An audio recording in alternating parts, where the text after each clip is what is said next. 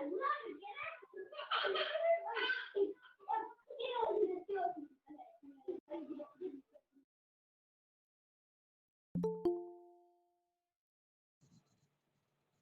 morning, Devida. Namaskar.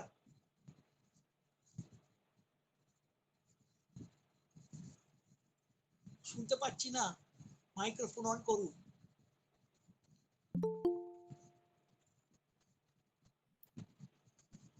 আমি তো already জানিয়েছি তোমায় গুড মর্নিং। আমি শুনতে পাইনি, আমাকে মিউট করে মাইক্রোফোন অফ ছিল। ও সরি সরি। আচ্ছা ঠিক আছে ঠিক আছে। আসলে এরা বোধহয় they have been taking a bit of time to organize matters. ও আচ্ছা, সেই জন্য আমরা বসে আছি।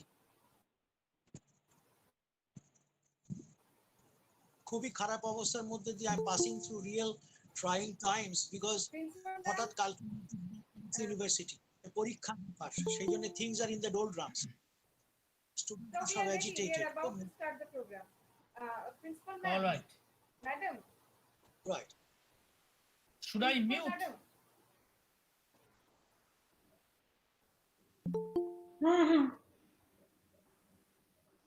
হ্যাঁ ওকে, আমি আছি। Yes sir.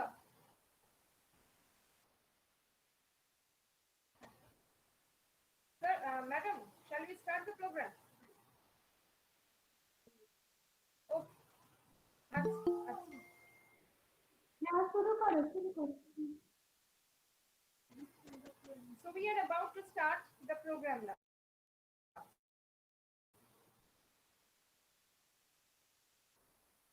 There are many assumptions about literature.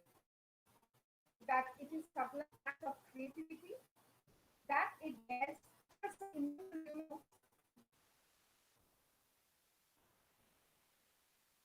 that it has a benefit enlightening people, and that is a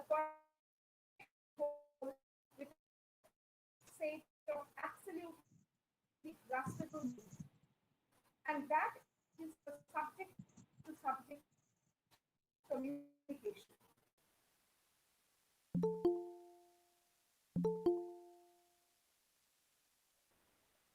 With all its intents, transfer being made there to the reader's interpretations. On that note, a very good morning to the honored literary option of the and to the authors gathering in the on 19th century texts and content.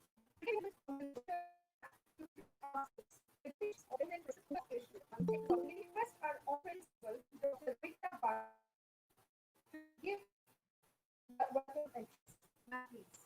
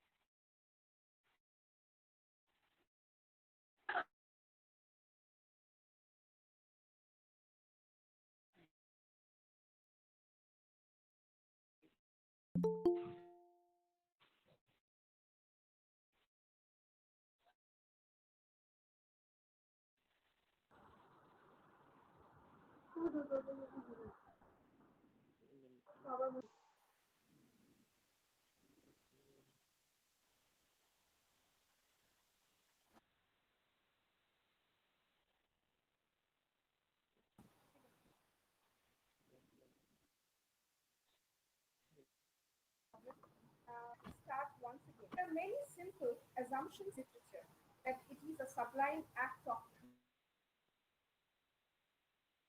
creativity, that it bears universal immutable, that it has a benign purpose of entertaining and enlightening for the sake of application, with the author's intentions transparently being laid bare. That note, a very good morning to the Honorable Principal, Sri Agroshan Mahavidyalaya,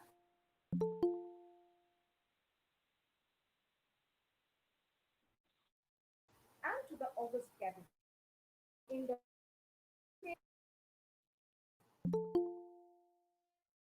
virtual platform to enrich ourselves with the astounding professors in the field of English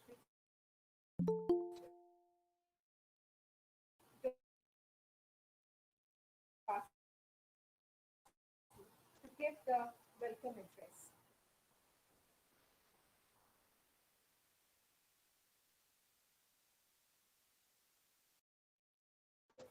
Principal Madam.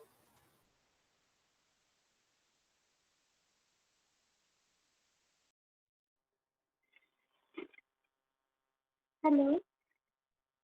Good morning, everybody. I heartily welcome teachers. Tina, is it clear? Tina,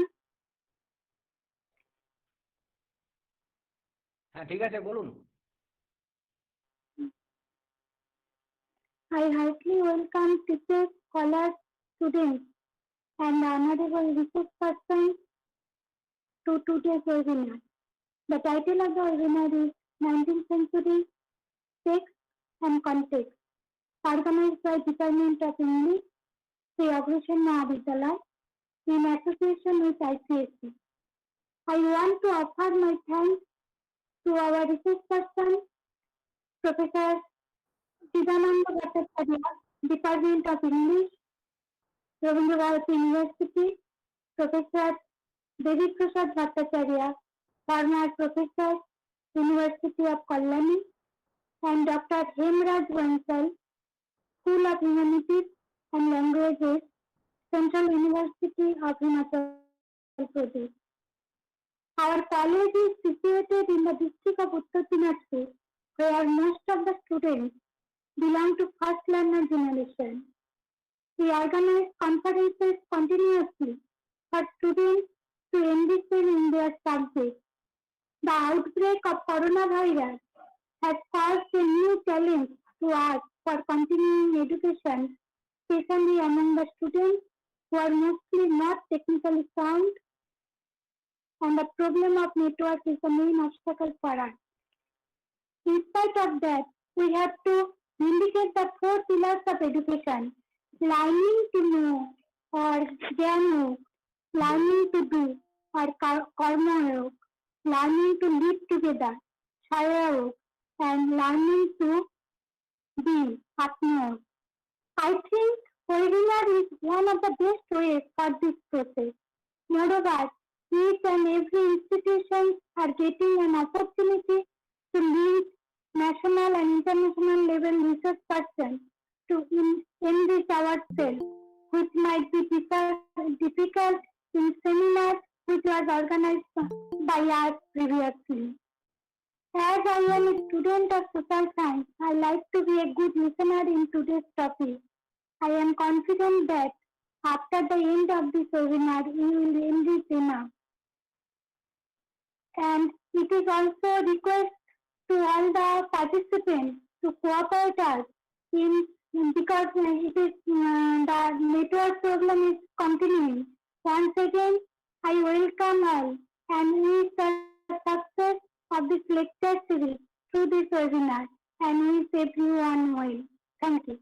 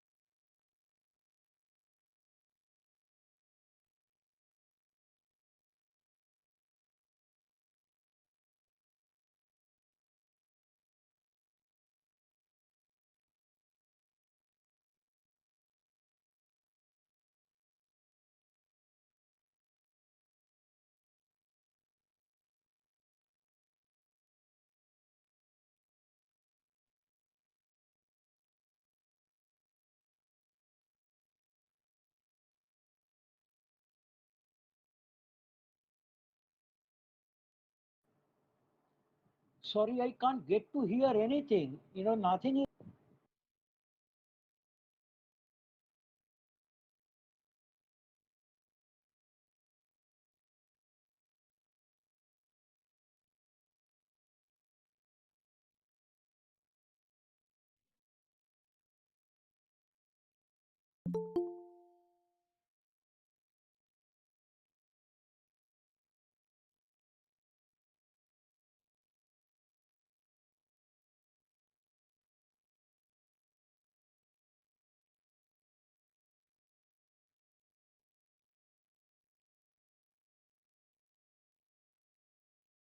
Now, able to all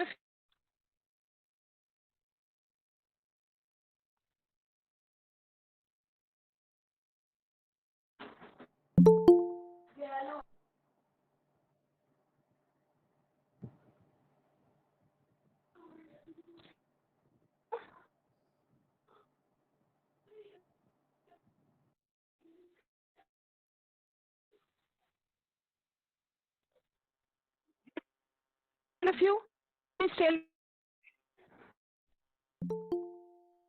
Duty, please tell running short.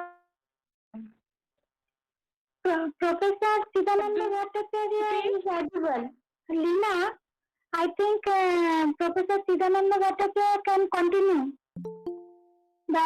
He is audible to us. Sir, please continue. Okay. Thank you, sir. Thank you, sir. Now I Okay, right. For so long I was I deaf. need Nothing was coming on anyway. And your connection is Sir. very interrupted, Sir. very much. I was looking on and seeing things. Yeah. Yes. everything will Can't hear you. continue. Lina, Should I your start? sound is not audible to us. Acha. Okay. Otherwise, Okay. Good morning. Thank you very much. I'm honored at this invitation by your college, and my compliments and my regards to the principal and all the other colleagues from your college who have pulled off such a big seminar. I know it is such a huge kind of investment of resources, human resources, and I definitely am very happy to join you in the throng. My respects to my senior elderly colleague who is very much my teacher like, although I didn't get him to be my teacher directly, which I count as a loss, on the Devi Prasad Bhattacharya. I'm really overjoyed to see him in the company.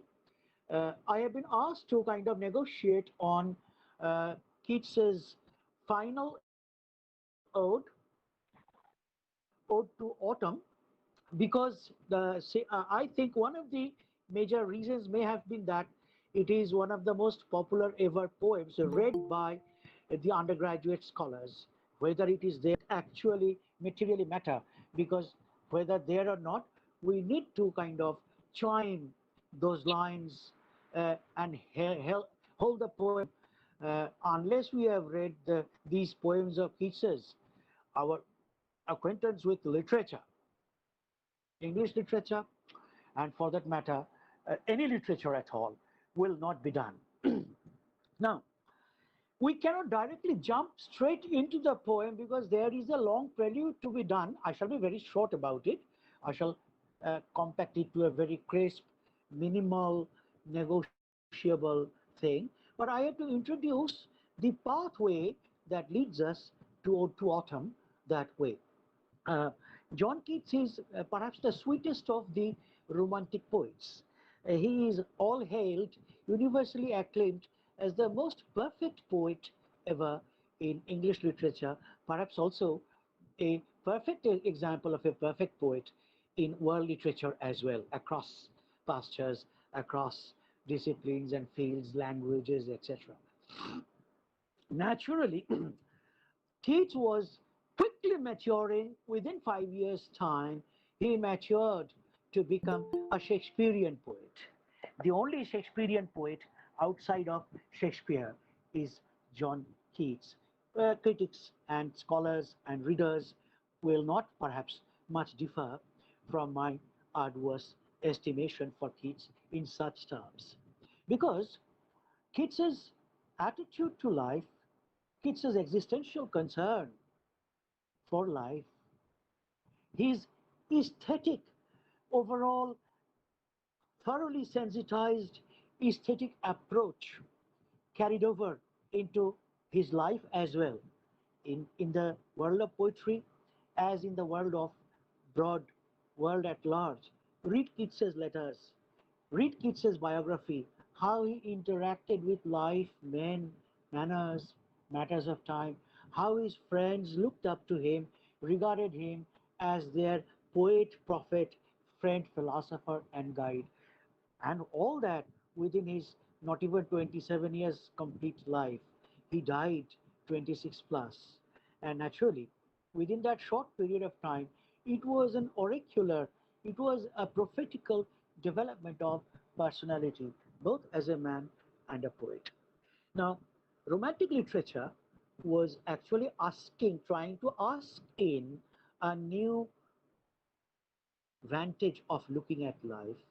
They looking upon life through sensibility and feeling, to prioritize not cerebration, dull intellect, but imagination sensitized, sensibility enriched, poetical outlook. Now, Wordsworth was a great singer of this saga of feeling and imagination. Feeling and imagination are the two elfins which associate themselves with poetry and create the industry of the corpus of romantic poetry. Wordsworth was the guru, the great leader of this movement, and the younger poets like Shelley, Keats, knowingly and unknowingly, they were following suit, although they were branching off each into his unique expression, unique sphere of preoccupation, etc. Shelley was interested in the political, philosophical, idealized version of life. Keats was interested in another politics, the politics of aesthetics. Unless you have your feelings right, unless you are true as a human being, unless you are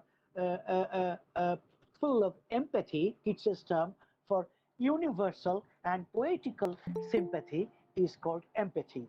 Now,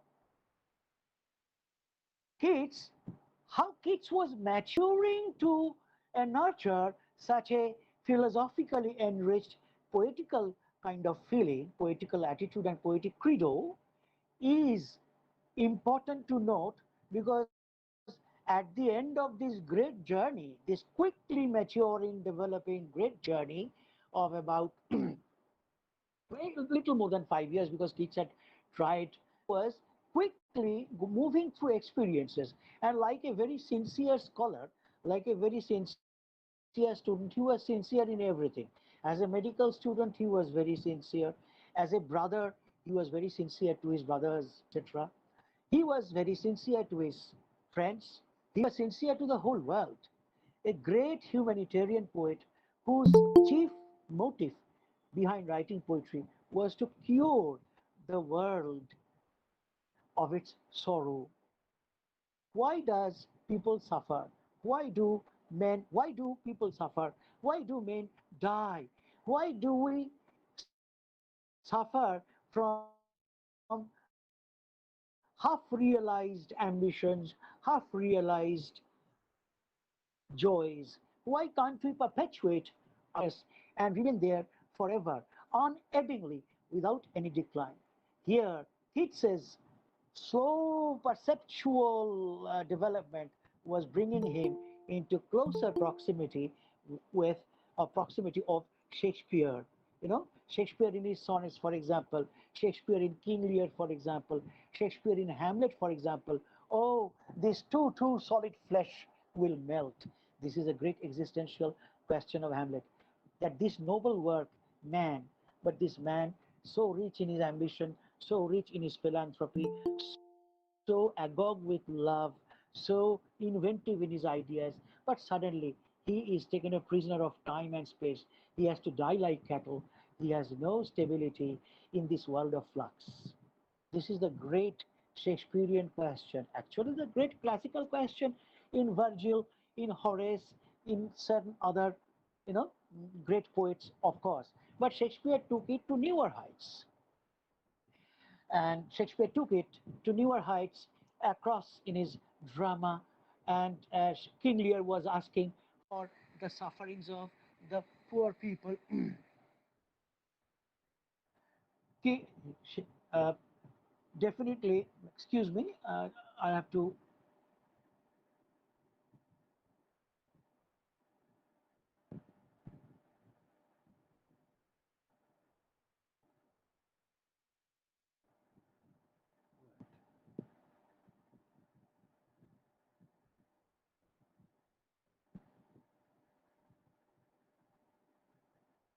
Huh, right. Uh, Calls were coming, I had to put them off.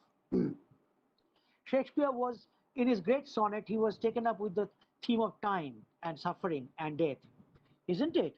At that time of year, thou mayst in me behold when yellow leaves are few or none to hang upon the boughs, etc., etc. And his preoccupation with suffering and death. And in King Lear's noble question of death, suffering, and poor wretched selves, pale the biting of storm. How shall you bide the pelting of the storm? Poor naked wretches who don't have even, a cloth piece on your skin. Oh, I have taken too little care of these things, etc., etc. It's full. Keats is absolutely taken up with this question slowly. He was a loving, uh, robust pagan. He also shot out in life as a young man, and he wanted to have large cakes and large wine and friendship, and he wanted to have a razzmatazz in life, going jolly with sports and plays and love and whatnot.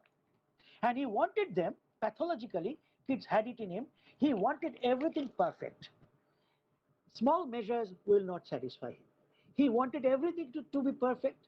And every time he was disappointed that all the things were coming on in, the world was highly offering a highly sensuous plate of nourishments, but the cup was faulty, the plate was faulty, things were not in ideal in their dimensions, things were wearing out, and uh, emotions were uh, frittering away, happy experiences were frittering away, and these moments were not made eternal. So there are two great kind of enemies, time and space. Time doesn't make one given moment of bliss forever, and space, the quantum of bliss is limited. Naturally, this pre- preeminently sensuous pagan Keats, who would be hollying through life, was disappointed again and again and again. His first few poems, you will note that the beginner Keats was definitely a physicalist poet, poet of the corporeals, he said. He's a poet of good materials, the goodies. He jumped at them, but he didn't know he had a questioning spirit in him. So that was the second phase. I learned them from my honorable, most esteemed teacher, Professor Bhavatos Chattopadhyay, who took our classes in MA days. And I'm really thankful. The little bits and crumbs I may have picked up uh, has been because of the two great kind of guides, my father and Professor Yogesh Chandra Bhattacharya and Professor Bhavatos Chattopadhyay, my teacher in class. So please read also Bhavatos Chattopadhyay's great book, John Keats' Mind and Work, where he has thoroughly analyzed this developmental scenario and this great maturation of Keats's mind. Definitely, apart from the great critics of Keats's, Middleton Murray, for example, Fawcett, for example, others are Kenneth More, why not? All of them, Andrew Motion of today, Helen Wendler. Read everybody. But I think you haven't done unless our most beloved teacher, Professor Bhavatos Chattopadhyay's uh, hard findings are also taken into cognizance. I mean it for the students of the undergraduate class especially. Teachers already know them, they know. The second phase was Keats was unwillingly faced up with a problem. If I go for small measures of satisfaction, they soon become over and create dissatisfaction. Nostalgia. Oh, why is this emotion? Why is this given moment of bliss over? And why don't I get this happiness in its fullest form? Why is there a desideratum? Why is there a wish left in the corner of my mind? Oh, this honey should have been more sweet. This scene should have been more beautiful. So naturally, he is once again butted and bounded by the two enemies, time and space. Is there any liberation possible? That is the romantic gasp. That is the romantic craving. That I want a world which is dreamlike, which is full of, ideal bliss. The plenitude of bliss should be plenary, full. The opulence of bliss should be full, and this bliss or joy and should arise out of my gazing on beauty, my appreciation of beauty. I should look on something beautiful. I should experience something beautiful, which beautiful must give me, yield an unfinishing joy. The beauty has to be unfinishing and the joy has to be unfinishing. Two paradoxical desires which are not to be met. In Endymion, Keats had already declared a thing of beauty is a joy forever. But unfortunately, a thing of beauty is not a joy forever because a thing of beauty is not ideally beautiful. The odes are scalpel examination of this disappointment. Oh, why is not a given beauty or a given joy ideal? Why aren't they forever and perpetual? That dichotomy, that unresolved war between time and permanence, between finitude and infinity, between transience and immortality, meaning death and immortality. This was eating into the mind of a great poet, John Keats. He tried to solve the problem by writing and rewriting in epical manner in Hyperion. Hyperion tried to look beyond time, that man can become godlike, man can become like Apollo, man can become like a poet prophet in Coleridge's Kubla Khan, who has reached heaven, who has seen the face of heaven, who knows all the answers to suffering. In Ode to a Nightingale, suffering has been examined, and there has been a tentative effort to prove that poetic imagination, poetic meaning softened by sympathy, empathy, softened by negativing of the selfish self of the poet. I am nobody. I, as an individual, have nipped all my desires. I exist as a poet. Who is a poet? A poet is like a church father who lives for the sake of his fellow beings, fellow men, and he tries to inspect and prospect for a path out of suffering, out of non-beauty, out of the ugly, out of the unblissful, to show man a way towards perfection, immortality, ideal joy. The nightingale is the idealized, metonymy for or synecdoche for the ideal poet. But the ideal poet in human life cannot become permanently like the nightingale. Therefore, the nightingale poem descends back into the world of reality, because Keats is an honest poet who does not imagine irresponsibly. He tries to imagine, is there a way? Can poetry and poetic imagination take us beyond this world of death, suffering? The third stanza of Nightingale, that hospital imagery, where youth grows pale and spectre thin and dies, where but to think is to be full of sorrow, and leaden eye despairs. Oh, how I wish to go away to a world where there is forever the moon and the stars, the natural world is full of, redolent with, say, scents of flowers and vegetations, etc. And the world of Grecian urn is another idealized speculation.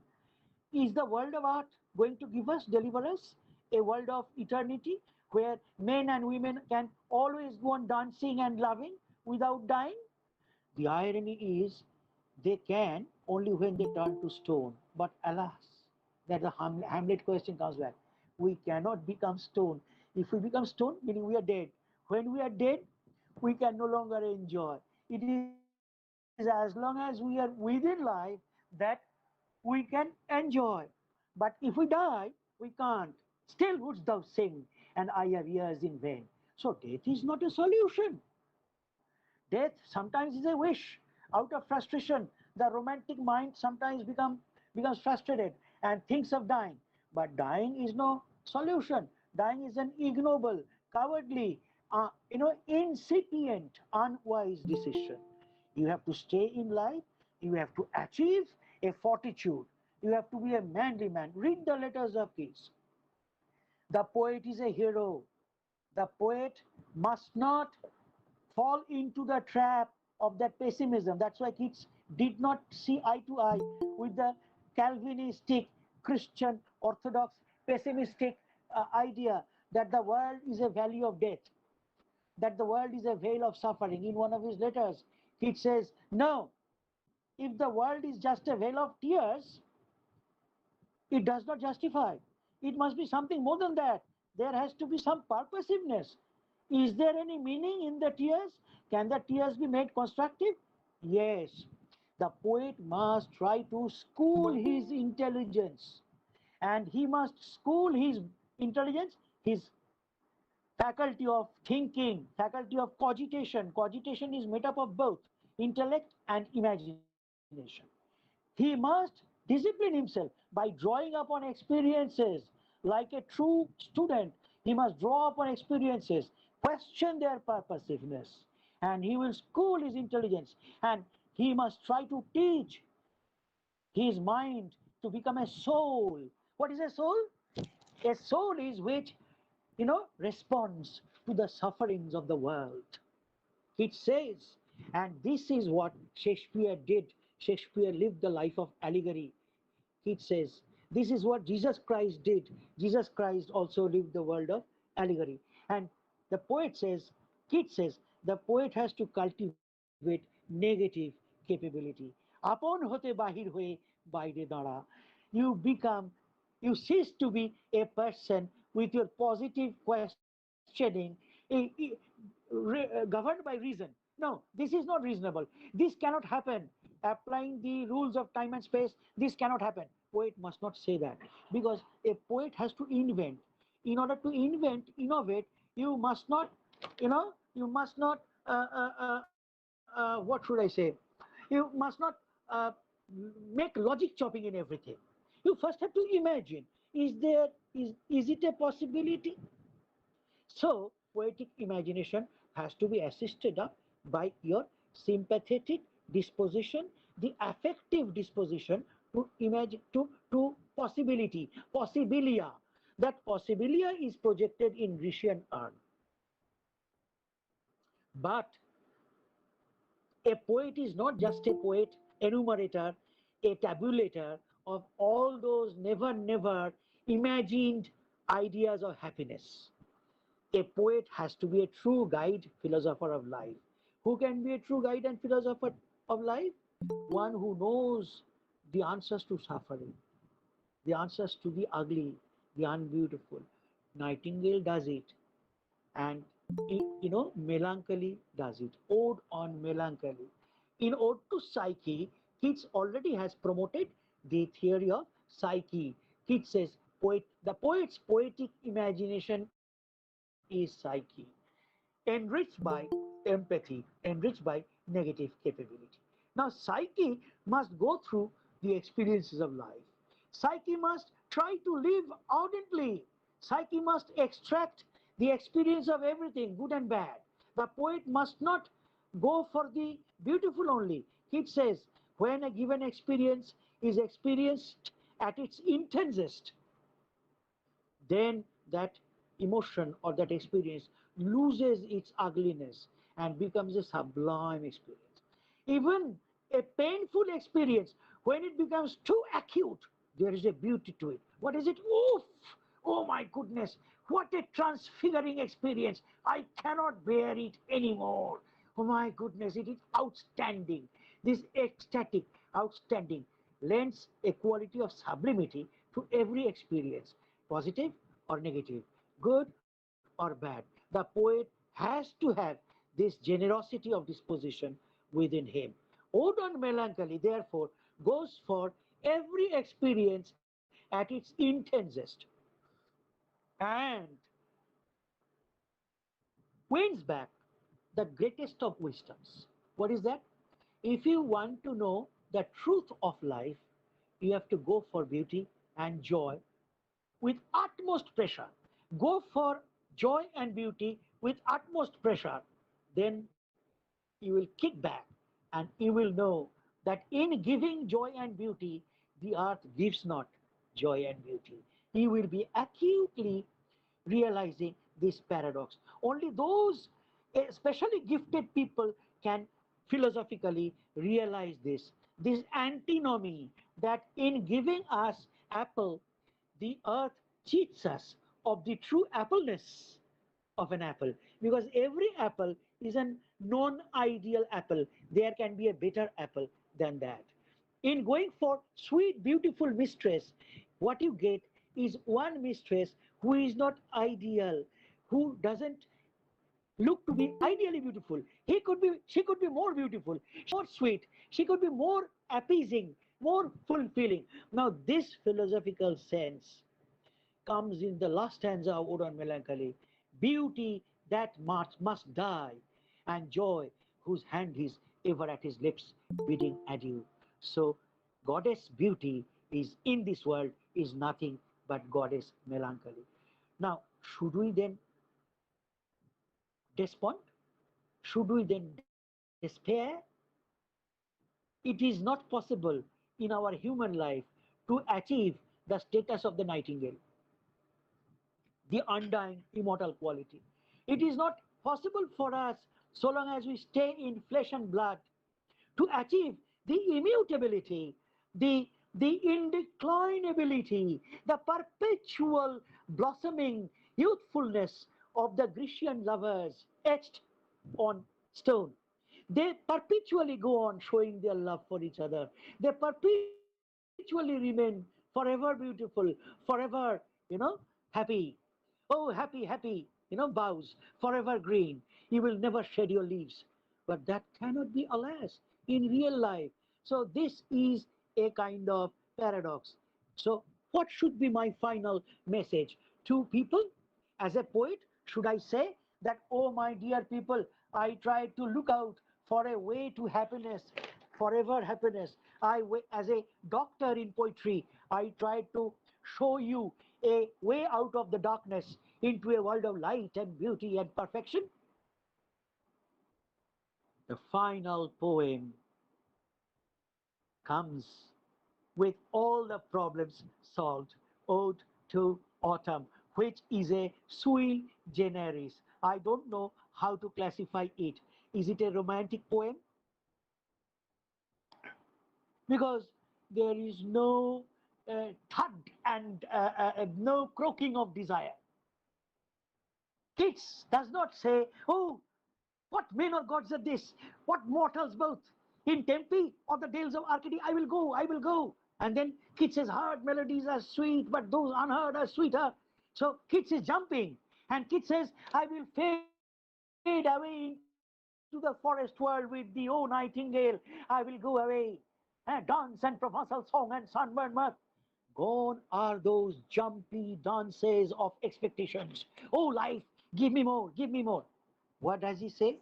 He speaks almost like a person who is a medium in a Delphic oracle or at the oracle of Minerva or Pallas Athene. He speaks like a medium in a plancher with his eyes half shut, half closed. There is no hurry. He speaks like a divinity. He speaks absolutely negatively capable. Who is speaking in Ode to Autumn? There is no I. The first personal reference has been completely etiolated, bleached clean, negatively capable. Who is uttering these lines? The poet. The poet's eye, the third eye, the eye of wisdom, and speaks like a bleary Silenus.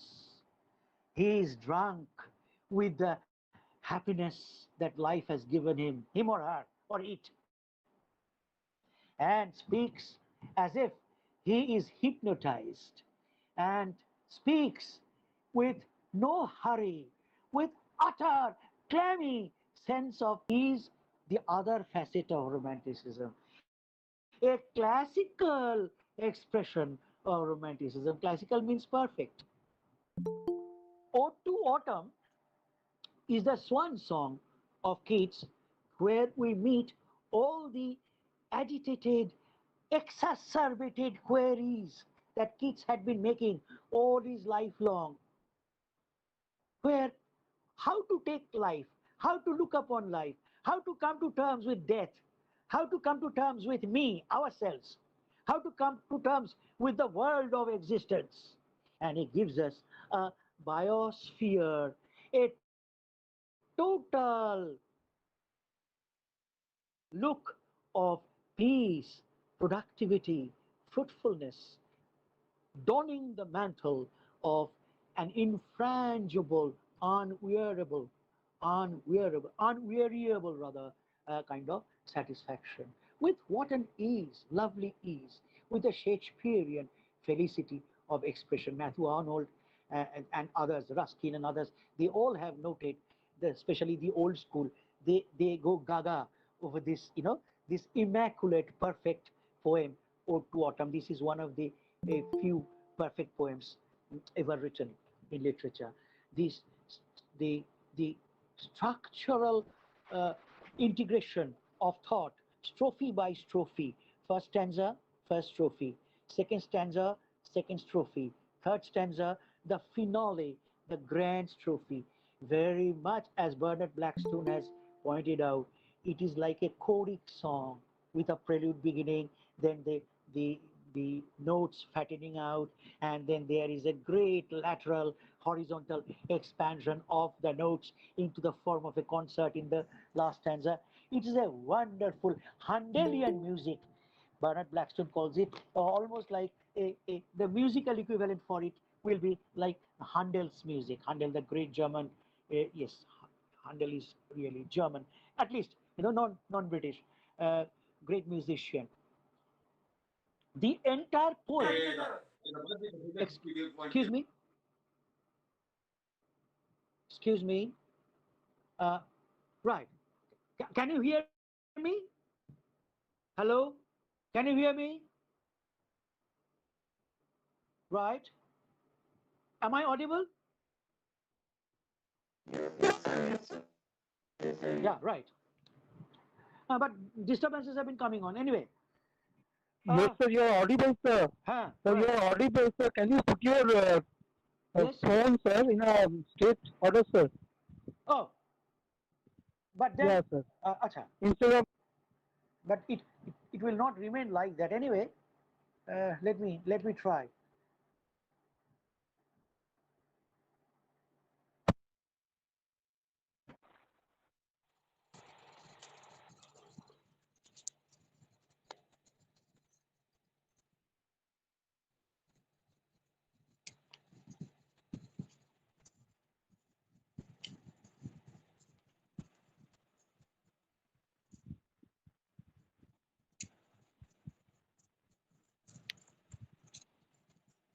Is it okay now?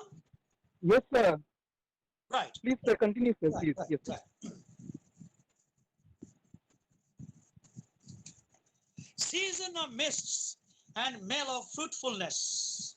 That's how the line begins, isn't it? Ha ha ha. Right. Season of mists and male of fruitfulness. Close bosom friend of the maturing sun. Conspiring with him how to load and bless with fruit the vines that round the thatches run. To bend with apples the mossed cottage trees, and fill all ripeness to the core, to swell the gourd and plump the hazel shells with a sweet kernel, to set budding more and still more later flowers for the bees, until they think summer days, warm days will never cease, for summer has overbrimmed their clammy cells. This is the first stanza where there is a great, introduction of the world of nature. The three stanzas introduce us to the three different spheres of nature. In the first sphere, there is a festival of fertility going on. Who is the mother? Definitely Mother Earth, referred to as mother. The earth is the mother, and autumn is that particular stage of the Mother Earth. The seasonal cycle is beautifully, sensually kind of referred to. Autumn is one face of Mother Earth. The Mother Earth is no longer a young lady in her teens tom-tomming around. She is a mother in her mid-30s maybe, but she is still beautiful, she is still productive, but she is mother. And there is a latent humor on Keats's part, because the mother plays wife to the father in secret. And who is the father? Apollo, the sun god. Keats was very Hellenical. He was full of Greek way of imagination. That's why I'm bringing in the name of Apollo. Anyway, the sun is generically looked upon as a male principle, and there is a covert, erotic, and sexually productive imagery. It is not trivializing things. He is very serious. The sun's rays are like the the sperms which will hatch to life productions. Apples, hazel shells, pumpkins, goats, all will be produced because the mother will receive the sun rays. How beautifully does Keats, utilize the truths and facts of science, very much like Shelley in Cloud, in Skylark, in West Wind, for example. Now, Keats is also using a kind of cliched knowledge of science here into poetry. That's how poetic imagination transubstantiates the normal humdrum facts of life and renders them beautiful. Season of mists and mellow fruitfulness. The lady, how beautiful. Autumn is really mellower. Autumn is not as hot as the summer, and hot is a covertly sexual. The feminine appeal also. She is very hot during summer, but during autumn, she has become a housewife. She has willingly, stepped into the role of a very complex role, a mother to her children and a wife to the husband. And who is the husband? The husband is also a middle-aged man. He knows that age has been approaching him. When winter will come, he will become old and he will die. That is the year, the annum will end. New year will start. Okay, so winter is intelligent, imaginatively and very intelligently equated with loss of activity, death, cessation of activity and death. And autumn, approach of age. Remember Shakespeare, sonnet number 73 and the contiguous sonnets which deal with the coming on of age and the declining of activity. But autumn is still very much active. And I am reminded of those famous lines of Earl of Kent in King Lear. I have put back years 48 behind me, and I'm still, I'm not as unthinking as young men, nor as doting as old people. I'm still strong. So the sun is still strong. The sun's warm, that is, the warm sun rays are still warm enough, not hot to scald our skin, but they are warm to make us feel pleasant, to ward off the chill of winter, etc. And Mother Earth is playing a love game. How does the mother, show her love to the father? She does not show her love ostentatiously before the children. They do it secretly, clandestinely. A little gesture or a touch will do.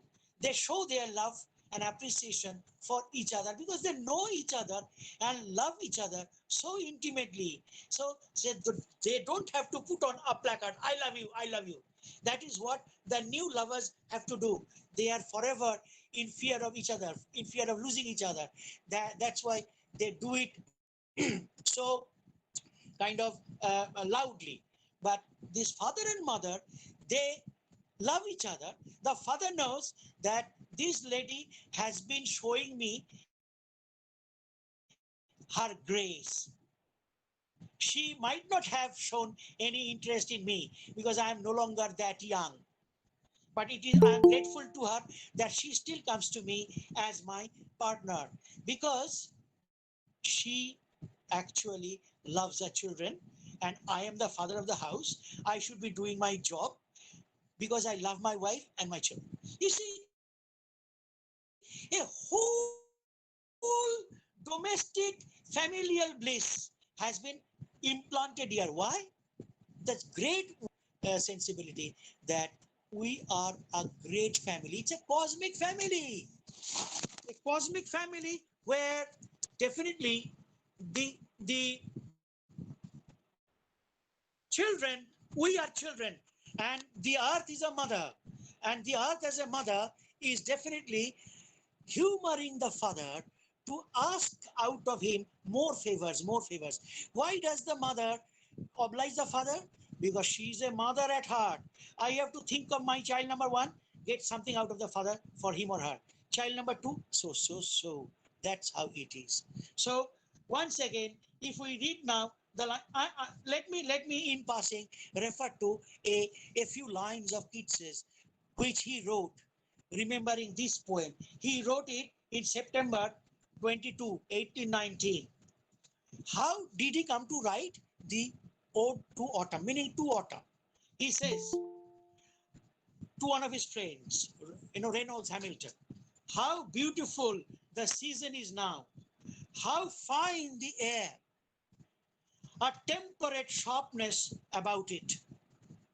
Really, without joking, chaste weather, Diane skies. I never liked stubble plains so much as now. Ah, better than the chilly green of the spring. Somehow, a stubble plain looks warm. In the same way that some pictures look warm. This struck me so much in my Sunday's walk. He was walking. This struck me so much in my Sunday's walk that I composed upon it. So he was really walking, and during his walks, he looked at the autumnal sky, the ambience, and it left a deep impress upon his soul, and he felt inspired to write. And this is how he feels. The world is a family. The mother has been tending on us. This is not the accent of a dissatisfied, romantic dyspeptic. Where are, where are more beautiful things? Why don't we have more beautiful things? So desire has been fulfilled. Now he has corrected his attitude towards how to look at life. And there is a great humor, unsaid humor in this first stanza. What was life? Life and this world was a show of beauty for Keats. And Keats was possessive. As a poet, he says, oh world, you are like my mistress. You have to be more beautiful. You have to produce more joy for me. I am your great lover. Be beautiful. Be more beautiful. The world doesn't become more or less beautiful for the saying. The world remains so. And Keats was becoming very unhappy again and again and again. At last, he understands that the C-U-E, his attitude was wrong in the very nucleus. He was not to worship this earth as a sweet mistress. He is actually a child to the world. The world is a mama. The world is a mother, and the earth is a great mother who has been ceaselessly going on pleasing all children, taking care of all children. It is an ungrateful it is the act of an ingrate to say, oh world, your beauties are not beautiful. Your apples, I won't taste them because I like more beautiful apples. This is ingratitude. While she has been giving me, she has been taking care of me. She has been taking care of the gourds, pumpkins, hazel shells, the moss thatch eaves. She is really taking care of the apple trees. And as the mother is conceiving children, is more mellow. The mellowness is definitely, it has a covert sexual, physical reference. Her tightness of structure has become a little loose. And so also do the children become. The elder children, they also have started producing copiously. The apple tree, the vine, the vineyard, the wine grapes, all are productive. All are productive. Where does Keats start from? From the cosmic sky. The sun is looking down. The earth has put on a misty kind of, as if a veil has been put on. The mist and the fog look like a satin cloth piece which the woman has worn all around her. Things are becoming mysterious. And in that cozy closeness, all trees and plants are producing more and more fruits, and all fruits are like, babies within the placenta of the mother. The placenta looks like O. Therefore, the apples, the gourds, the hazel shells, all are roundish. The hazel shell looks like a womb. And everybody, there is a fertility myth. The big belly of the mother is definitely reproduced, is again and again in the rotundity, in the roundness of all the fruits and all the growth in the world of nature. Imagination travels from up to down. From the sun it starts and covers the minutest of things. Even the humming bees, the world of nature, the plant world, and all the lives that are related to the plant world, the insects, the bees have also filled up their hives. The hive is also like the pregnant mother's womb. The belly has come round and it is full of honey, productivity, and it is a clammy cell. Autumn is giving and giving and giving. It's a surplusage. Keats is a poet of the happy surplusage. He says, happy surfeit. That is his phrase. He will not be happy in small things. So earth is indeed giving us over and over and over, so much that we can no longer hold them. Things are falling, spilling over. There is a sexual metaphor also. The activity of the sun has been spilling over. The activity of the mother has been spilling over.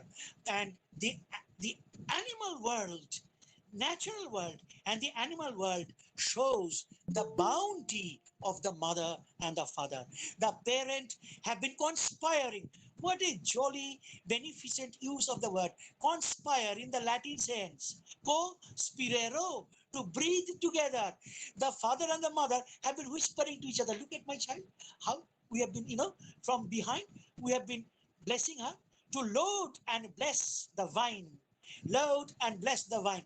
The father and mother have been playing with the children. The lila in our, Indian aesthetics, we call it the ladder or the lila, al-ladder. So the parents have been witnessing, watching, bending over their children. Oh, my children, we are hatching forever new things. Late flowers are also coming up.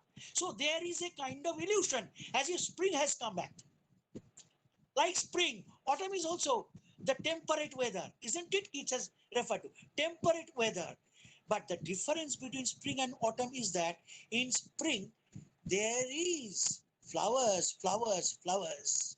But there isn't fruits, fruits, fruits. Here in autumn, you have both flowers, efflorescence is on, flowers are still flowering, but for a purpose. Not a purposeless beauty, but beauty really takes on meaning because signification is there. Things are taking place with a clear, purpose of good. There is a eugenic exercise. Everything is taking place for the good of the world. That's how the first stanza shows the bounteousness of nature, the bounty of nature. Now, the animal world and natural world is not the world in its entirety. They are connected, they are integrated. The circuit is coming circular through the human world as well. So the second stanza very, very wisely, very intellectually, so very sapiently comes to our world, the human world, isn't it? What is it?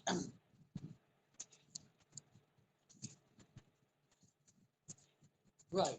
Who hath not seen thee oft amid thy store? Sometimes whoever seeks abroad may find thee, thee meaning you. Who hath not seen thee oft amid thy store? O autumn, we have so many times seen you. If there is a question, have you seen autumn? See how beautifully the abstract spirit of autumn is being personified. Prosopopia. Prosopopia, the imagination of personification. Prosopopia is creating myth. There is a myth creation. Full myth creation has already taken place in the first stanza. The parents are deliberating over the blessing, how to bless the children. Here, another myth. Autumn has suddenly appeared, exiled before us, in the shape of human being. This is called, my father told me, this great kind of, from Edward Myers perhaps, or Carveth Reed, I've forgotten. My father told me that this is a unique kind of use of myth creation by Keats. Nobody else had done it before him. This is inverted mythopia. Inverted mythopia, you know, when we make abstract things concrete, that is mythopia. Oh cloud, oh west wind, you are a demon or a deity. That is personification, all right. But if I look at a human being and say, oh autumn, how do you do? That is inversion. The telescope is reversed. So Keats is looking on at real human beings and calling them autumn, autumn, autumn. This is a real remark. Like Shakespeare, Keats is creating whole new innovative things. Poetic exercise is really gearing up for a different trepidation, for a different tribulation. Okay, who hath not seen thee oft amid thy store? Yes, sometimes whoever seeks abroad may find thee sitting careless on a granary floor, thy hair soft lifted by the winnowing wind, or on a half-reaped furrow, sound asleep, drowsed with the fume of poppies, while thy hook spares the next swath, and all its twined, interwoven, twined flowers. And sometimes, like a gleaner, thou dost keep steady thy laden head across a brook, or by a cider press, with patient look, thou watchest the last oozings hours by hours. What a picture of sensuously gratifying picture of repose and comfort and physical and spiritual bliss. Autumnal shedding it off in our life. You know, in other seasons, in summertime, we huff and puff with sweltering heat. In springtime, definitely there are vernal showers sometimes. Now rain, now cloud, now gentle wind, now a bit chill, maybe. But in autumn, we are so happy. The harvesting scene, the imagination realizing here. Keats was imagining it there in Ode to a Nightingale. Oh, you know, what is it? Tasting of Flora and the country green and dance and Provençal song and Sunburn Mouth. Oh, how I wish that the entire field, people were coming down to field, that they had a beautiful harvest. So there is a sense of suppression of fact. There was food in 1818 and 1819. England had been suffering from acute food crisis. In Ode to a Nightingale, if we dig below, we can perhaps find that Keats was definitely at the back of his consciousness. He was conscious that in England, we are unlike in France. We are not overfull with, overage of harvest. But in Ode to Autumn, in September, things may have got a little better. Harvesting has been done. And therefore, people, are definitely expressing their unctuous satisfaction. Oh, our harvesting has been done. So it is a universal, and Keats's scene does not remain limited to one corner of the earth, to one time, England of 1819 either. The way he portrays the picture applies to all times and climes. Even today, in our Navajo, in our harvest, we may well be, checking up that yes, people are so happy. Usually, who is the granary man? Yes, the peasant who is a farmer who has some land of his or her own, and the harvesting has been done. The granary has been full, and he has garnered. He has already harvested everything, and there are piled on the ground. They are scattered, but there is no hurry. Oh, there is so much. So the granary keeper, after having done his or her job, has been sitting on the granary floor,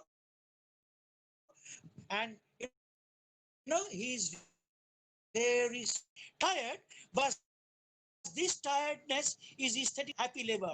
I will collect my seeds. Oh, I love to collect them. So there is a loving tiredness, and after having his or her job, the fellow has been enjoying of plenitude.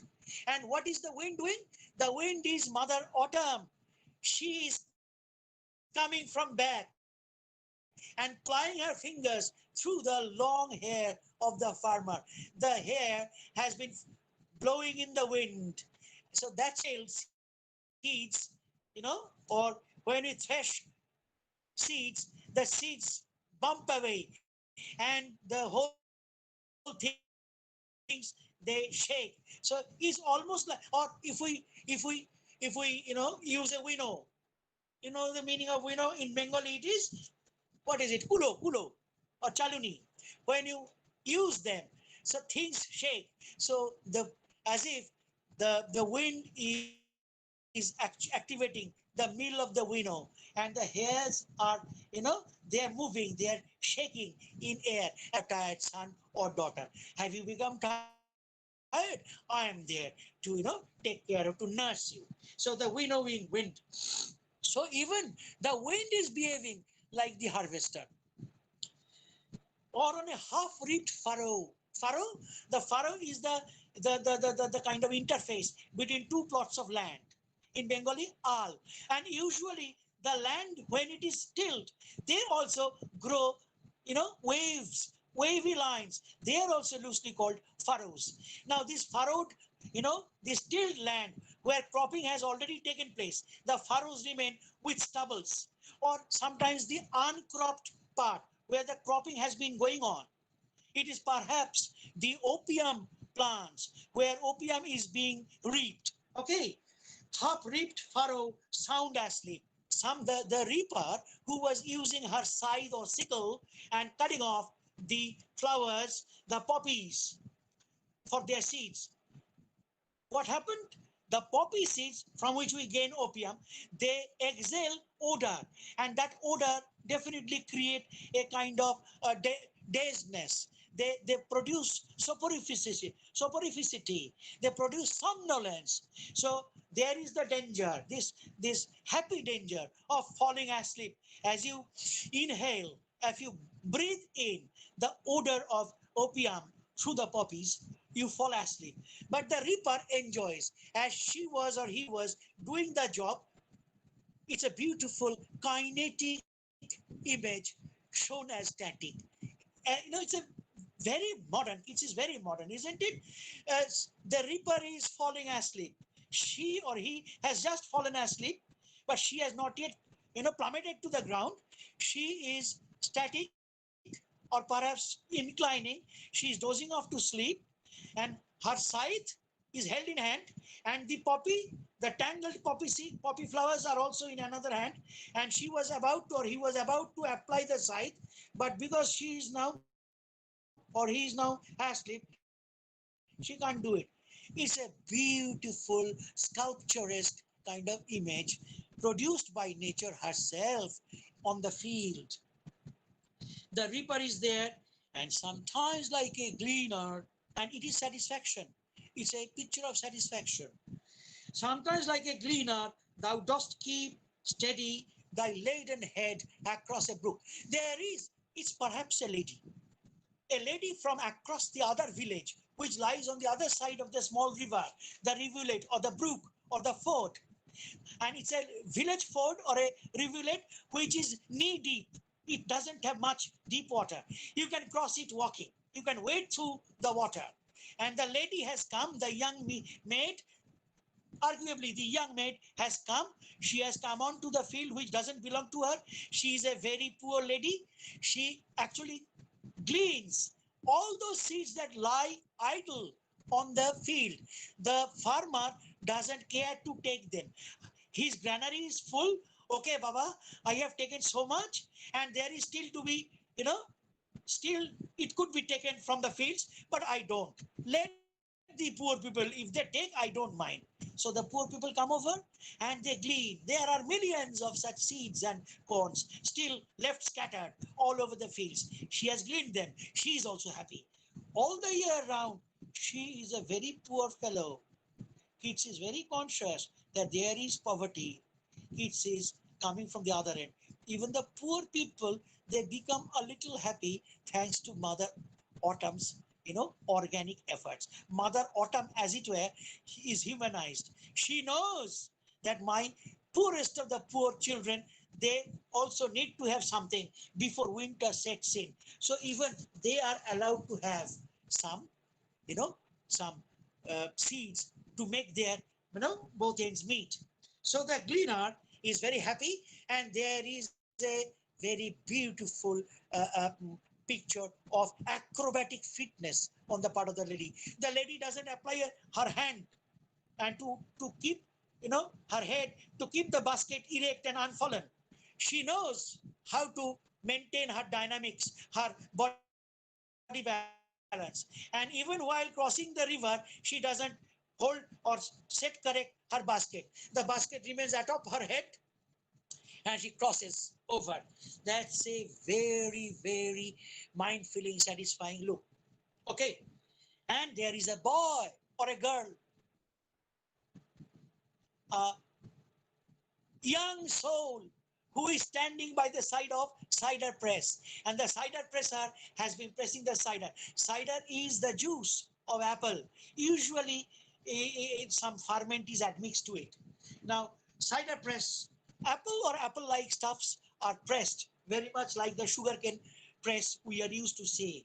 The cider press has been pressing and squeezing, and the juice is coming out, ooze by ooze. The boy or the girl doesn't jump and doesn't say, give it away quickly, I can no longer wait. It is uncharacteristic for a boy or a girl to be patient, because to be boyish is to be jumpy, to be impatient, to be always, asking for something. But even here, the boy has been affected, or the girl has been affected by the primordial quality of autumn. What is that? Wisdom and patience. The boy says, okay, I'm ready to wait. Go on pressing. I can hold on. Why? Because the more the cider presser will press, the content of the glass will come up. It will be more voluminous. So the boy knows there is a happy trick. Autumn has left the boy mature, boy or girl mature and wise. So the human world, which is dependent upon the natural world from where the cider has come, the apple has been sent. The apple was first grown to full volume in the first stanza. The apple comes over into the second stanza, and it is for men. Definitely, there is a seraglio of interlaced imagery, and the thought trots forward how they are interlaced, how they are interdependent. There is a strict intellectual kind of organization. Not that kids were sitting down and arithmetically working out this interrelatedness. With great people, things come spontaneously. Okay, the third stanza takes us back once again to the natural world. But this is not the world of vegetation, the garden. The garden is not there. The gardening is part of human industry. Here, autumn's own unsullied, normal look. Once again, the idea stretches to the horizons. The sun is setting. Clearly, a touch of Keats's awareness of death. Death will be there. The idea, the question of death, mortality, has always pained the consciousness of John Keats, as it always pained the consciousness of all great writers. Here is the answer. How are you to take death? Where are the songs of spring? Yes, we all want to be happy. We all want to be at the height of our happiness.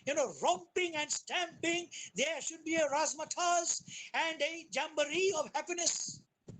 Isn't it? So, imagery wise, spring is our youthful days. Autumn is our mature time.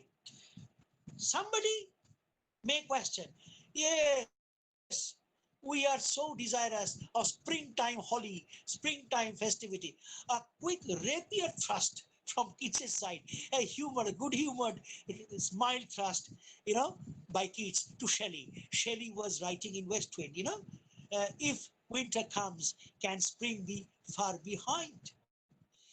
Keats, as it were, says, that is wrong, man. That is taking an incomplete view of life.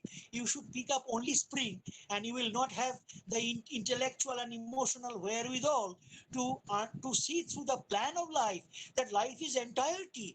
The seasonal cycle is necessary, is in its entirety. The seasonal cycle of Mother Nature is beautiful. You have to know the significance of each, and don't stay in Rome and ask for Mexico. Be a Roman when in Rome. So in earth, you have to know how to remain. Do not become an adolescent, half-witted young person clamoring for only one part of life to be eternized. That cannot be, that needn't be, that is not desirable. Where are the songs of spring? And then unhurriedly, lethargically, trivializing it. Somebody asking, yes, where are they? Yes, this is negativing. Where are they is a very phlegmatic, very idle way of half-noted kind of asking, as if, self-forgotten way of asking. Think not of them. Do not remain in autumn and, clamor for spring, because you get them. Whatever spring offers is good, but what autumn offers is also as good. Autumn, do not feel small. If somebody calls you names that autumn, you are not as beautiful as spring, do not get angry, because I know you have your music also. Thou hast thy music too. While borrowed clouds bloom the soft dying day. A Shakespearean line. So, such a great mouth-filling, mind-filling assonance. Nobody has done it ever, isn't it? In autumn, the strata clouds are like columnated. They look like the furrowed field. So there is a thematic line. The furrowed field, furrowed asleep. Isn't it? I will take another 5 to 10 minutes. May I be permitted to carry on? Right. The stubble plains come back. The sky also looks like a furrowed field. The sun is setting, and the sky looks like a furrowed field where the columns of clouds, they take on different tints of color, because it is twilight is coming on, it is dusk, the sun is setting, the sun horizontally sends, it's an optical illusion, the sun as it were sends its rays up, and they touch the zenith of the sky. The columns of clouds, they take on different colors. The closer to the sun, the cloud is yellowish. Away from the sun, the cloud becomes rosy or violet. Still away, rosy, isn't it? And that's how there is a running riot of colors on the sky. Different harvests, so many maize and corns and poppies. As different fields produce different seeds, the sky also produces different colors. But Keats calls it music, Platonic music. A music in the abstract sense is a spiritual harmony. When notes produce sense of harmony physically, in law of physics, harmonium or organ or piano, we find music in physics. But when there is a kind of harmony in ideas, the music is the music of ideas. When first stanza, second stanza, third stanza, they work in unison, there is a music of unisonhood, isn't it? Here is a music of colors, music of light. And look at the image created by Keats. No book has written it. Our teachers taught it, and we became aware that the entire image of the sky with so many serrated long lines of clouds, they look like the reeds of a piano, or the reeds of an organ, or maybe the strings of a harp, or the reeds of a xylophone producing different notes. And the sun is like in a violin, like in a guitar, like in a Indian sitar. The sun is the manager, the knob at the end, and the strings are sent, and the sun is controlling them. Different streaks of clouds producing different notes. Oh my goodness, whoever could have thought of the autumnal sky in such glorious, colorful terms and transform them into so many notations? Do, re, mi, and there are so many scales, isn't it? The kind of the bass, the tenor, the held tenor, the soprano, all these things are produced. This fat thick note is there closer to the sun, at the middle, and farthest towards the eastern. So that's how Satyajit Ray also produced these three notes in Gopika and Bhagabai. Keats is producing, equivalent to these notes here. This is very good. Then in a well-full choir, the small gnats mourn. There is music, there is real music. You get twitterings of birds in spring. Here also there are chirpings and chimings and twitterings, not only by bees. Do not forget the small beauties when you go after the mega things. Keats is minutely, conscious of everything. Keats is a poet of the totality. Even the gnats sound beautiful. Oh, they are borne aloft and they are dying because the wind is now getting strong. The wind is getting, weak. So there is a high note and there is an ebbing note, as in a music, as in a concert. And it's in Handel is remembered, okay? And sinking as the light wind lives or dies. Full-grown lambs, they bleat.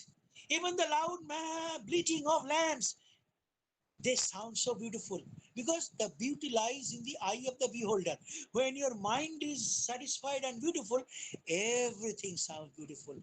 Keats is actually creating, that inducing in us this psychological state of things. If you are conditioned by sense of satisfaction, born of your mature reflection, then you love everything.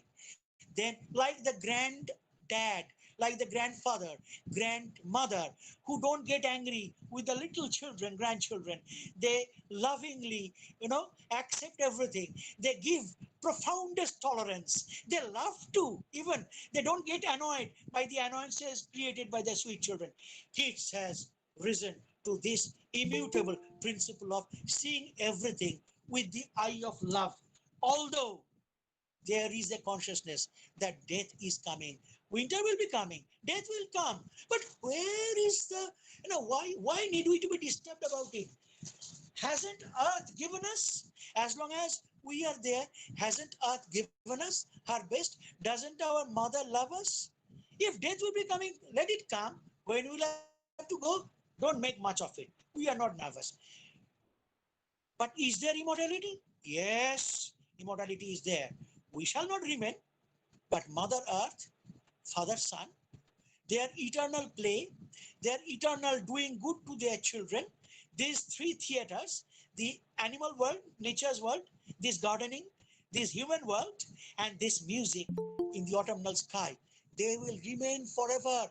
This eternal relationship between man and Mother Earth will remain forever. Oh, Mother, I was an ungrateful child for not having considered this. Before I go, I must say that whatever I saw in this earth is lovely, beautiful, Wonderful.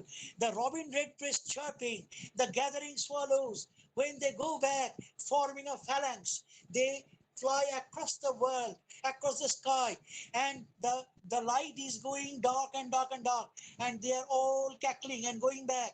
It's a beautiful, beautiful world. I will remember whenever I go away from this world, I will carry along in my heart all these happy memories. I am not a coward to say life was not beautiful, life was always unpleasant. যাবার আগে এই কথাটি বলে যেন যাই, যা দেখেছি, যা পেয়েছি, তুলনা তার নাই। Isn't it? দেখা হয় নাই চক্ষু মেলিয়া, ঘর হতে শুধু দুই পা ফেলিয়া, একটি ধানের শীষের উপরে একটি শিশির বিন্দু। So away with your mega calls for mega things. No, now little things will please us. King Lear in Act 4, Scene 2 said, like John Keats, "Oh Cordelia, now little things will please us. We too will, hear the sweet chirpings of the birds. That is, ripeness is all." In King Lear, isn't it? Gloucester and Edgar said, ripeness is all, isn't it? The maturation is all that matter. Then life transforms from an incomplete tragedy into a complete divine comedy. Oh mother, and you are so lovely. Oh, you beautiful. This is my swan song, says Keats. Although he knows he will die, he doesn't flinch back. He is a hero, poet hero, who teaches us as a friend, philosopher, and guide how to take this earthly life without any pathetic fallacy, without any egotistical error, to be negatively capable. Thank you. Namaskar.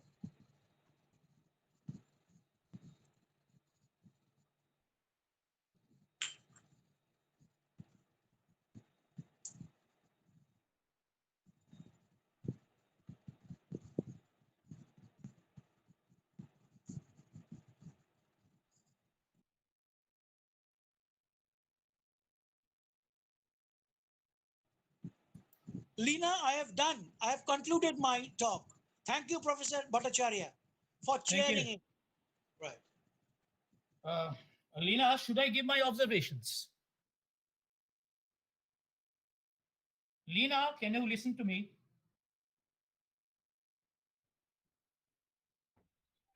Sir, please continue.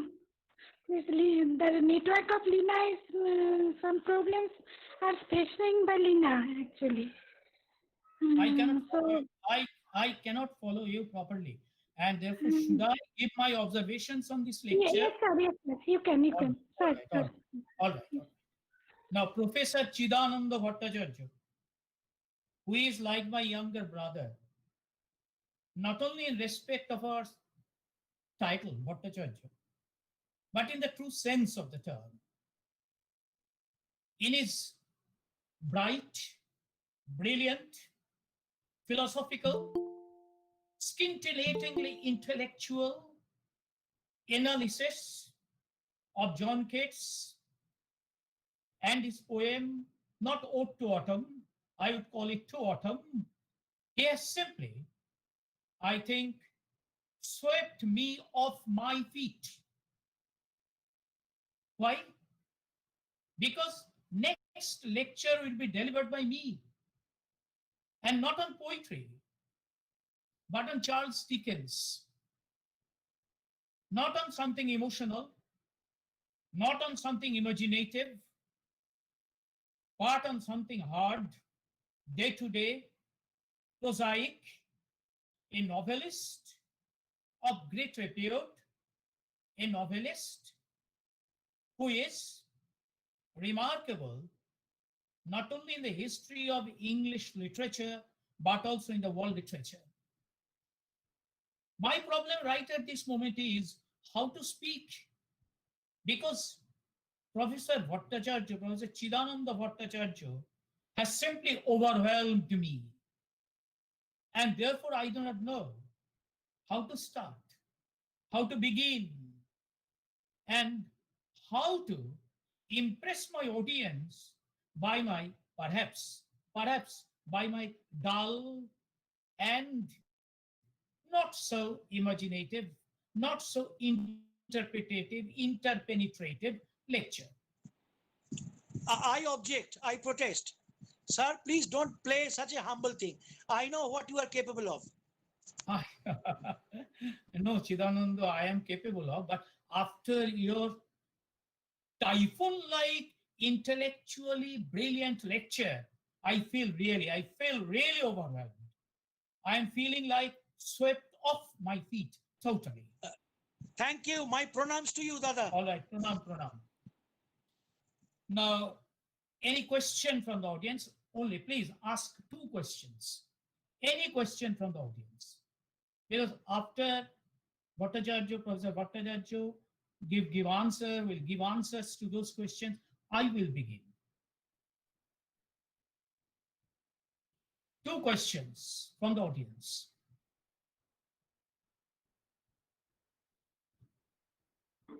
Sir, we receive the questions in chat box only, sir. Otherwise, the sound will be cracked. Oh, Sir, okay. We can receive the questions in chat box only. all right. Okay, sir. Okay. Then I may begin with your permission. Yes, sir. Yes, sir. You will. So before I begin, a little bit of formality. I would like to thank the authorities of the college, the management of the college, the teachers of the Department of English for organizing such a webinar. And I feel this kind of webinar, particularly lecture like Professor Chidananda Bhattacharya, is not only satisfying to the scholarly and erudite section of the audience, but also to the common students. And therefore, the more this kind of webinar, the greater, the more beneficial for the students. And I feel that this particular college has done the right thing in organizing such a webinar where the topics, the subjects, the themes are directly related to the syllabus or sometimes to the periphery of the syllabus. Now, the thrust area of this particular seminar is 19th century texts and contexts. Texts in relation to the context, one text in relation to the context has already been discussed. Our problem is, what is 19th century? Historically, chronologically, a long vista of time. It begins, roughly speaking, or strictly speaking, around the year 1798 with the publication of famous lyrical ballads by the 2 poet friends, William Wordsworth and Samuel Taylor Coleridge. I consider that was a theoretical beginning, formal beginning of the age of romantic, not romantic age, but age of romantic revival. Because much before the publication of lyrical ballads, there were the pre-romantics under the leadership of William Blake. So, since William Blake, down to 1830, roughly speaking, chronologically speaking, that is the first half of the 19th century. The second half of the 19th century began around the year. I'm suggesting around the year because we may not be very correct in the calculation of our years in the chronological time. And therefore, from 1832 to 1901, a long time, a long period, a time of prosperity in the life of the nation, a time of industrialization in the life of the nation, English nation, a time of widespread British colonialism throughout the globe, and a time when English people had continued to think that the sun will never set in the British Empire. So that period is called the Victorian period, the Victorian time, after the name of their mother queen, Victoria. Now, Dickens. Now, before I begin Dickens, I will have to tell you, which you know perfectly well. I'm just repeating that this long period in the literary history of England is well known for its poetry. Great poets were born in this period. To name only three, that is Tennyson, Arnold, Browning, and together with other women poets. Among them, I would consider Elizabeth Barrett Browning as the best. And this is also the time of sage writing, that is prose writing, written by the prose writers with philosophic vision. There's the Arnold, Ruskin, Carlyle, and Cardinal Newman. But this is a great time for English novel, English fiction, English prose fiction. English prose fiction, which was marked by the spirit of Victorianism, at the same time English prose fiction, which is throbbing with expectation for the 20th century, which was to come up with a new kind of novel, with a newer possibilities in the world of prose fiction. And obviously, at the core, at the center of this Victorian prose fiction, there remains a figure, almost a father figure of Victorian fiction, Charles Dickens, 1812 to 1870. Incidentally, 1812 was the year when Robert Browning was also born. But Dickens, 1812 to 1870, and you know very well that in 1870 he died rather prematurely, and he could not finish his last ambitious novel, The Mystery of Edwin Drood. But obviously, at this class or in this webinar session, I will not be teaching to you the history of English literature. My subject is to say very briefly, Dickens and Dickens and Dickens. That's all. Because if I look at the title of my discussion, you will find it as the first part. There are two parts in this particular lecture of mine. Possibly I am misquoting. The first part is, it belongs to our time or it belongs to us, possibly like that, quote and unquote. Now, why quote?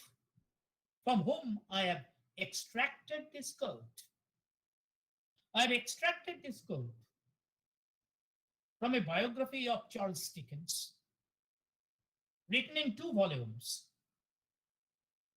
by the Marxist socialist American scholar Edgar Johnson.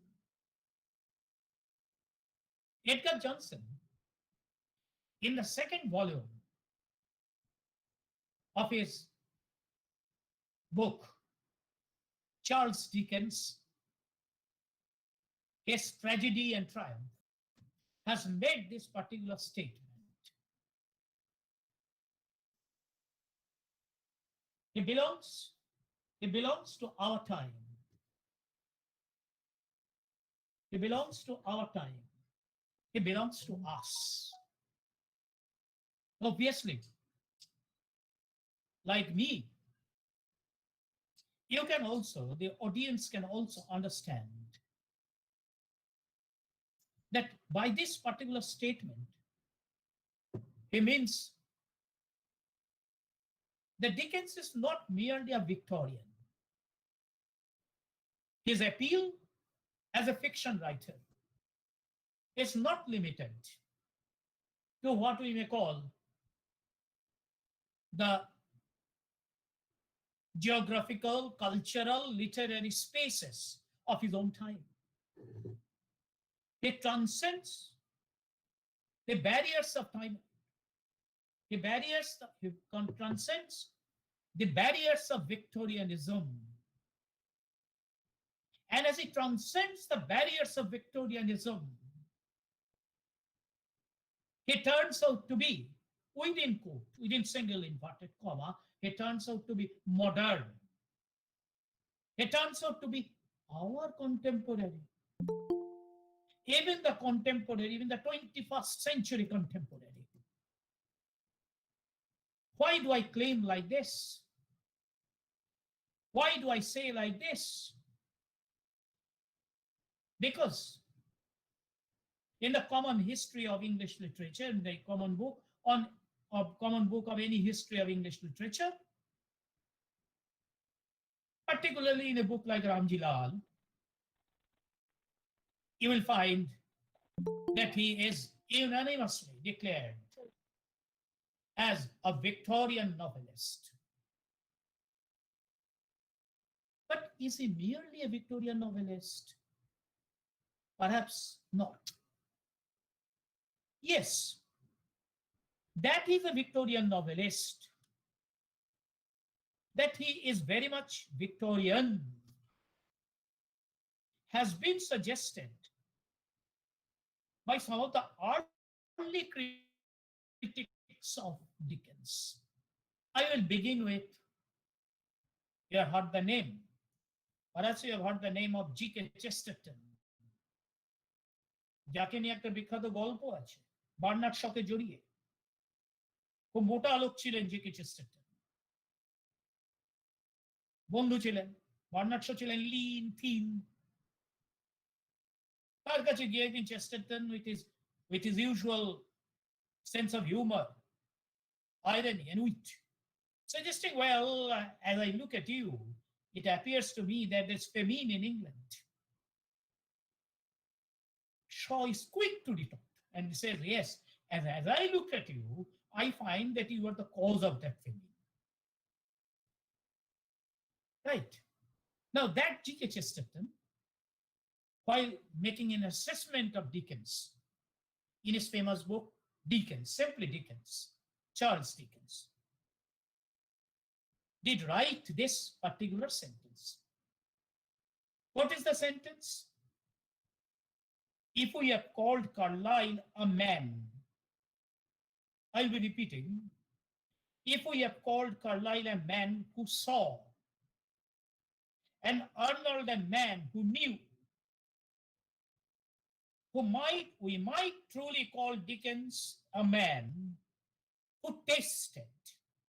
Carlyle and Dickens, a man who tasted. That is a man who really felt, quote and unquote.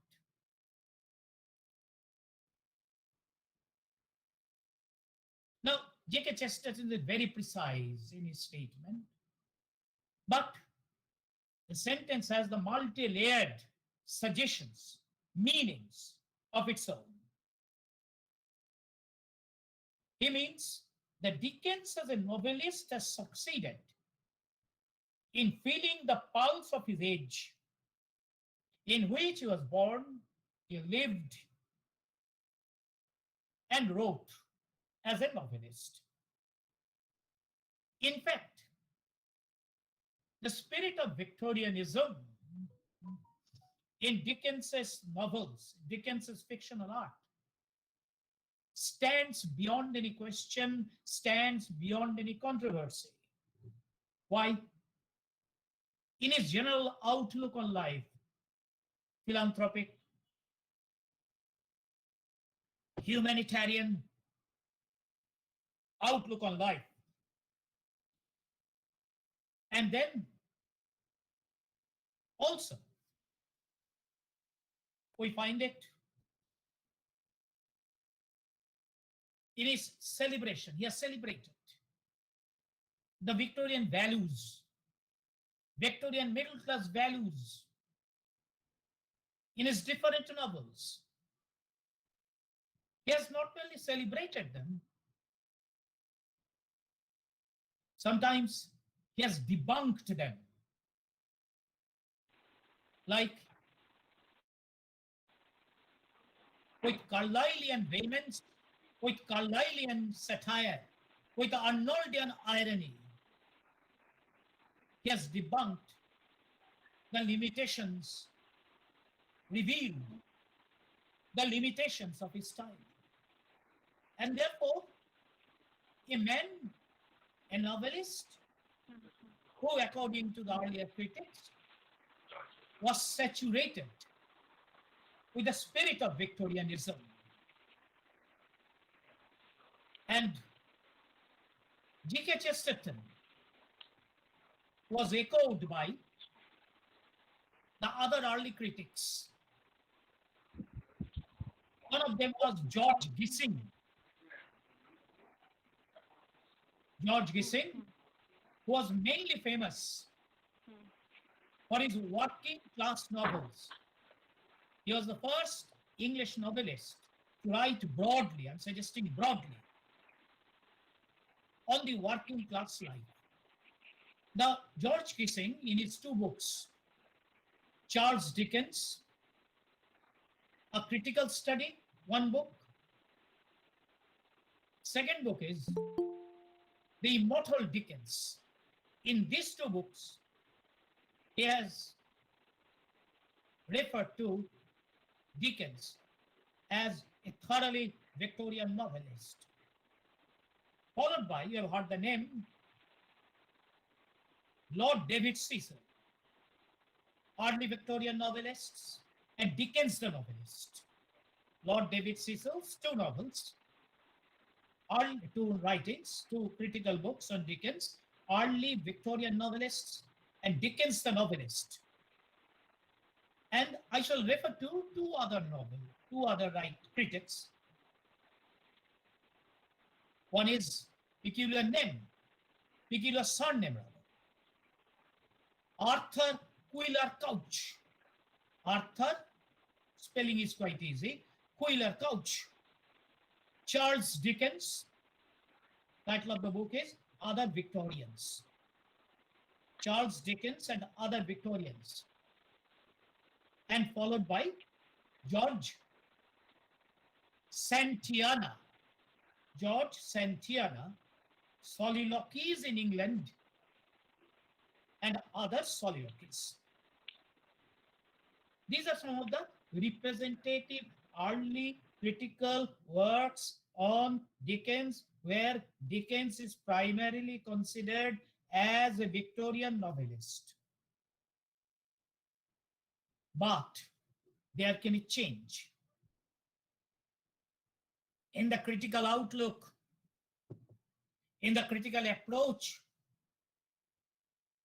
to Charles Dickens in the year 1902. Remember the year. There is Dickens. I come to know that in the, I do not know the PG syllabus, but in your undergraduate syllabus, there is one novel by Dickens, Hard Times.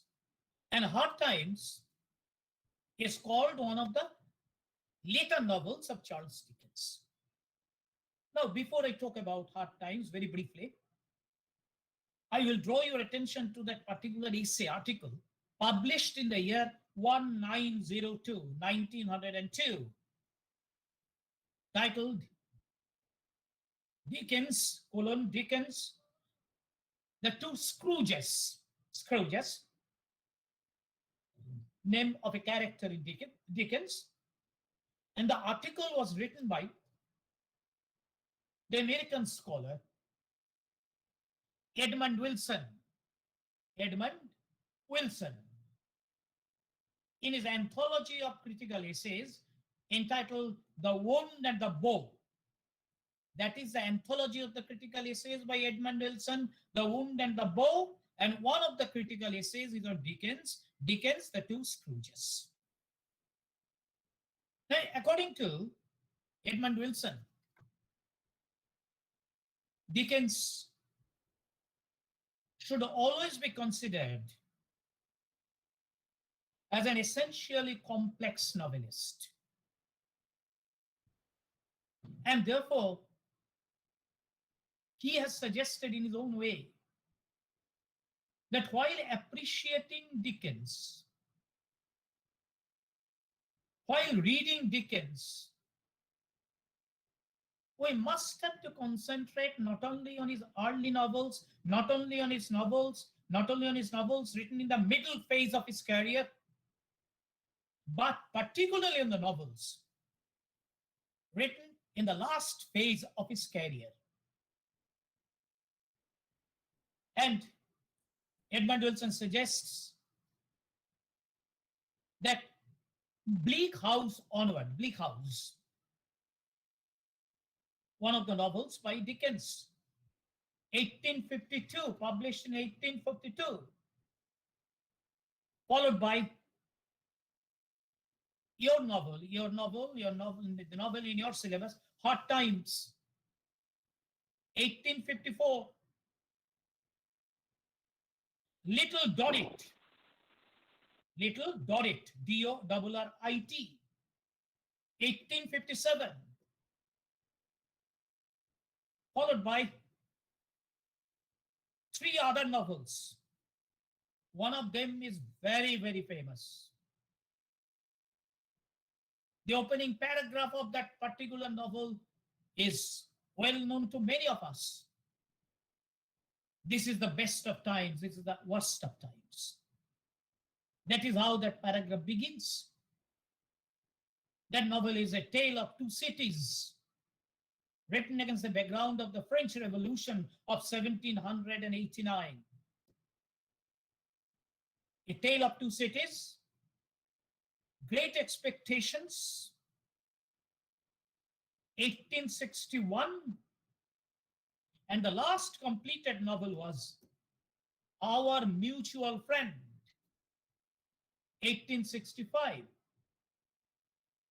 Because last completed novel, remember, because the mystery of Edwin Drood, Dickens could not finish because of his abrupt sudden death due to cerebral attack. Now, according to Edmund Wilson, while appreciating Dickens,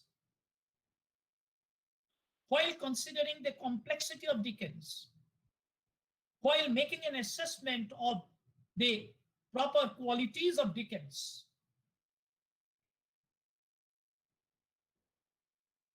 as a novelist, we must have to take into consideration all these few novels.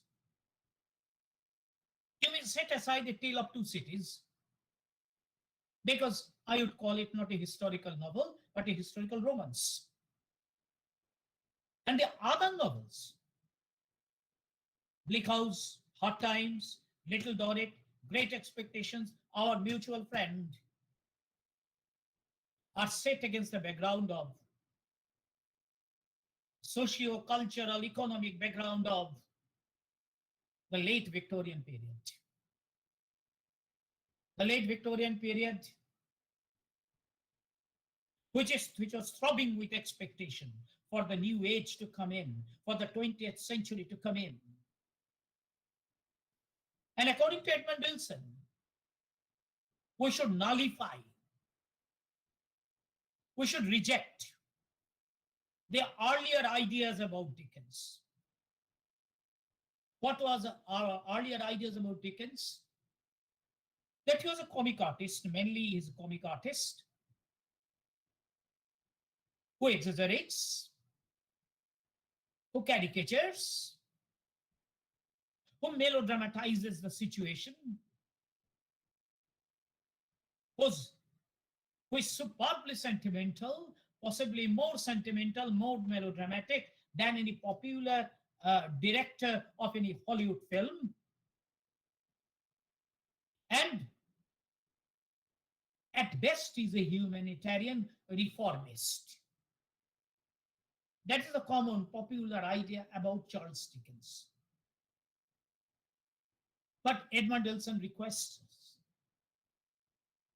He simply suggests to us that we should give up all these prevalent, much discussed ideas or much discussed ideas about Charles Dickens.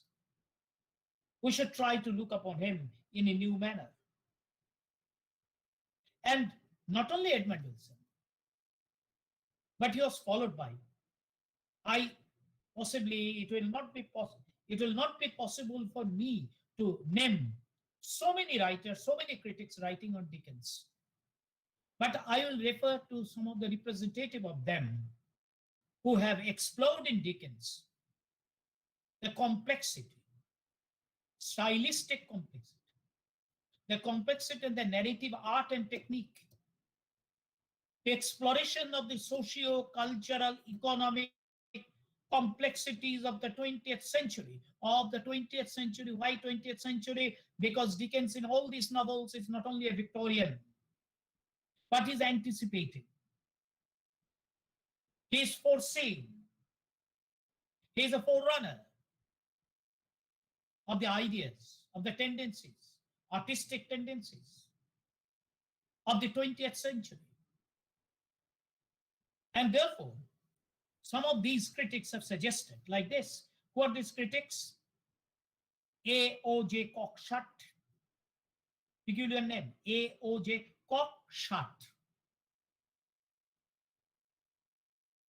The Imagination of Dickens, Geoffrey Thurley,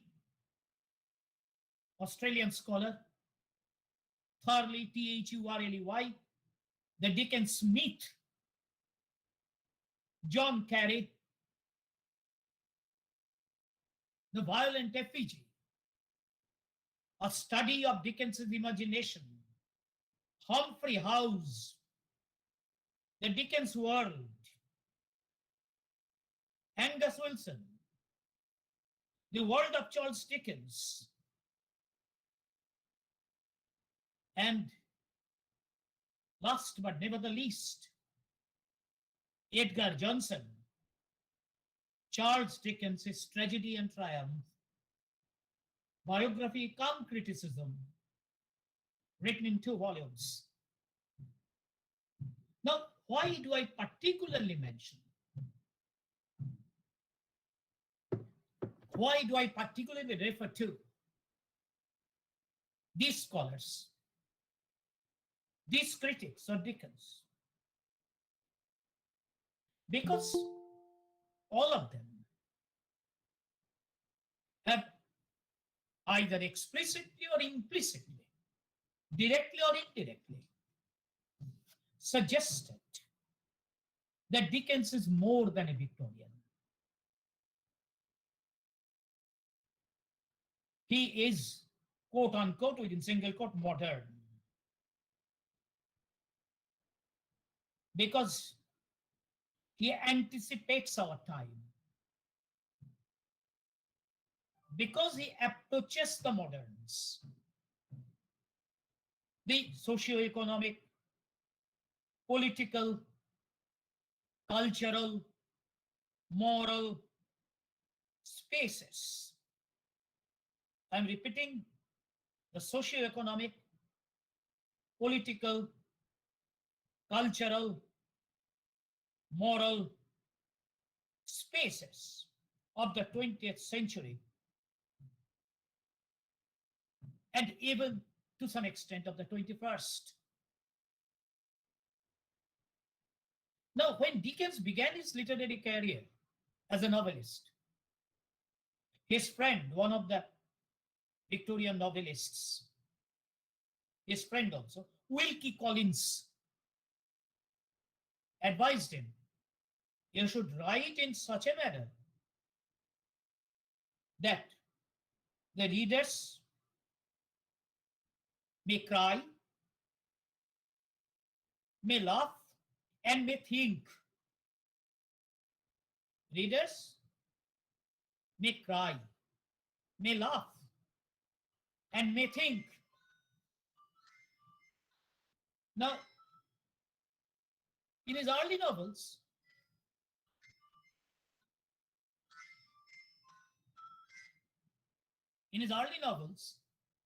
Dickens has made us cry, made us laugh. Remember Pickwick Papers? Remember Oliver Twist? Remember the smile King Nicholas Nickleby in the old curiosity shop? Remember the sufferings of David Copperfield in the hands of his stepfather? So in all this novel, he has sometimes made us laugh, sometimes made us cry. But in the later novels, he has made us think. Now, how to substantiate my arguments? I have made certain generalized statements now. But whatever I have suggested should be substantiated with reference to the text, particularly the later novels. I will not talk about Bleak House right at this moment. I will talk about Hard Times primarily, and thereafter I shall go over to the other later novels of Charles Dickens. Now, what is the novel Hard Times about? Now, Hard Times has two specific themes. You know it very well. One is utilitarian system of education. I'm repeating. One is education, utilitarian system of education. And all of us know, you know it very well, because all of you have gone through hard times. You remember in this connection, the opening chapter of Hard Times, where Thomas Gradgrind, the utilitarian philosopher, educator, right, is simply introducing himself. And he's suggesting, well, my boys, my girls, you are not to know anything which is imaginative. You are not to pursue anything which is imaginary. Facts and facts and facts. These are the things you should know. And you remember that schoolmaster, peculiar name, Child. Right? Child. He expertises in subjects which are related to what is narrowly scientific and which is narrowly utilitarian, which has nothing to do with imagination. Because children are forbidden to know the rhymes.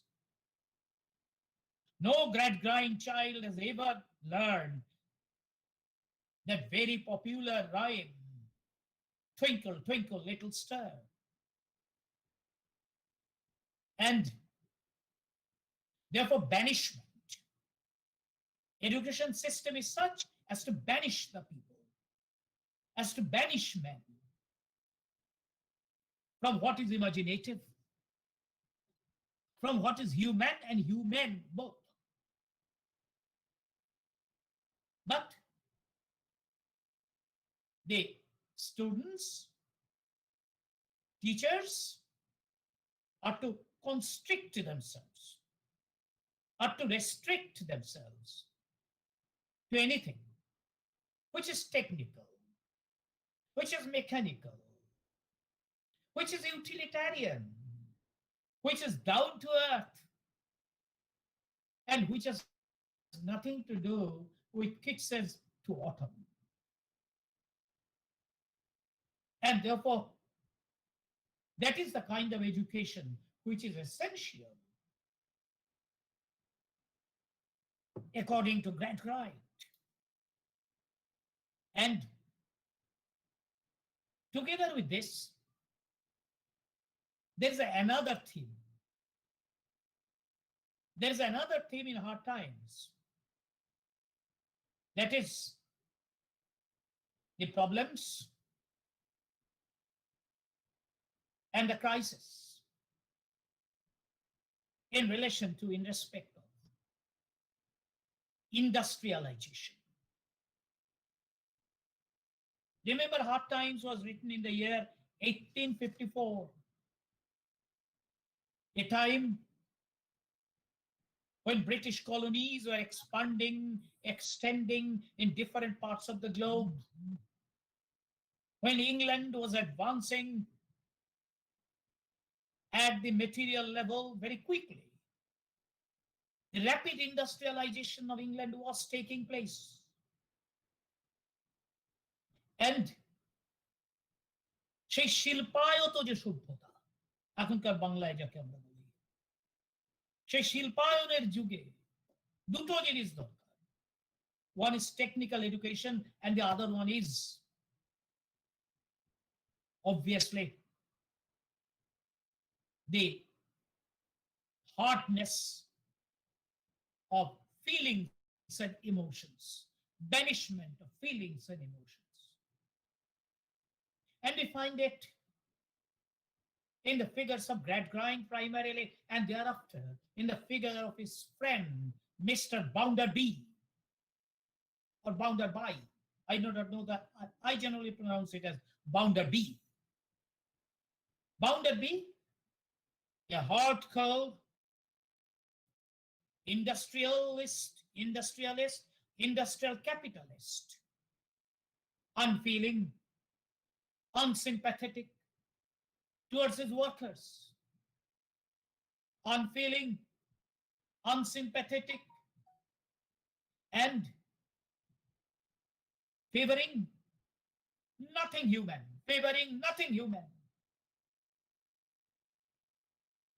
And remember Dickens's description of Coketown.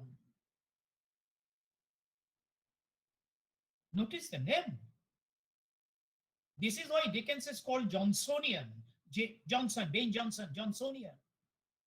He names the town in such a manner as to bring out instant the filthy atmosphere, the dirty atmosphere.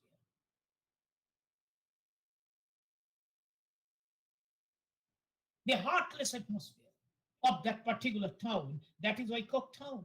And how is it introduced in the novel? It is represented as dark and full of smoke coming out from the furnaces of the factories. And as we read the description, we are reminded of one of the recent problems of our time. The problem of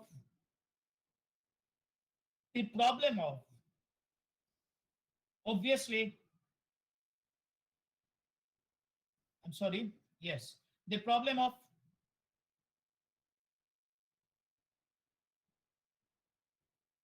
the atmospheric environmental pollution. The problem of environmental pollution is one of the problems, that is still haunting, which is still haunting the developed countries, the developing countries, the underdeveloped countries. And Dickens has symbolically anticipated that. Through his descriptive art, he has anticipated one of the 21st century problems. He has used such word: haze, smoke, murky, dark, darkness, vile smells. Chapter number 17. Haze, smoke, murky, dark, darkness, vile smells. And as we read the description,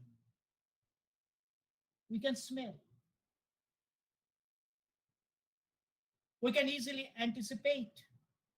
We can easily apprehend that Dickens is not merely talking about his own time, he is anticipating our time. And that is why the title of my discussion, Dickens, our contemporary, ... Why dots? Because you may contradict me. You may raise controversial questions about this. Discussions may go on and on and on permanently. But I do consider, and very strongly consider, that Dickens is not merely a Victorian, he is our contemporary, like Shakespeare. Shakespeare, our contemporary, Dickens, our contemporary. And that is why he has dealt with the negative aspects of industrial capitalism. Industrial capitalism, the problems, the sufferings of the marginalized people, of the factory laborers who live in the slums, living a life of dirt and filth, living an unhygienic life with no education, with no education, and resulting not only in their physical deterioration, but also their moral deterioration. And Dickens has given the description, suggested this. He has anticipated one of our modern problems, the problems of the laboring people,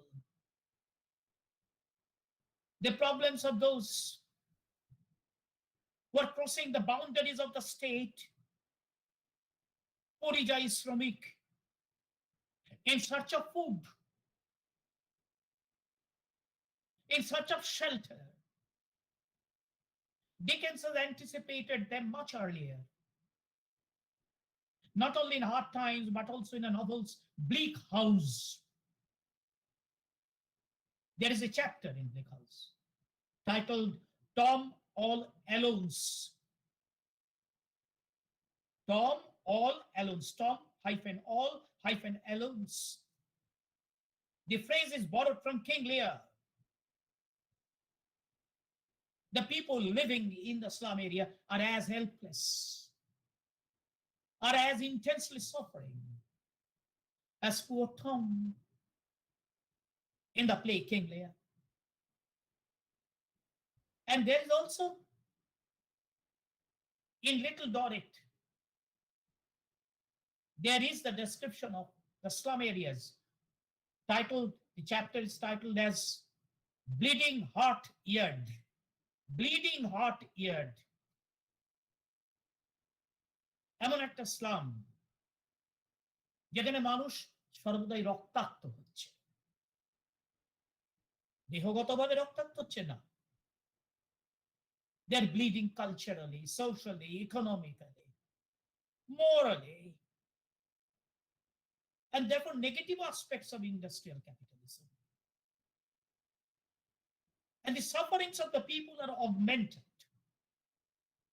The sufferings of the people are increased. The sufferings of the people do increase due to the callous indifference of the industrialists like Bounderby. And all around us, we find such industrialists who are in the habit of exploiting the ordinary people, exploiting the starving people, depriving them and leading them to a state of deprivation, depravity.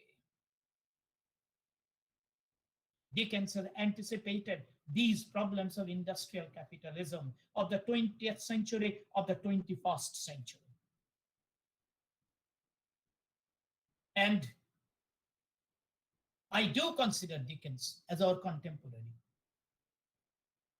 because such a description of the sufferings of the laboring people, of the working people, of the working class people, may also be found in chapter 4 of an Indian novelist writing in English. You have heard his name, Mulk Raj Anand. Mulk Raj Anand's novel Coolie. In chapter 4, there is a moderately lengthy passage. I'm not going to read it out, but it begins almost like this: the roof of clumsy straw mats,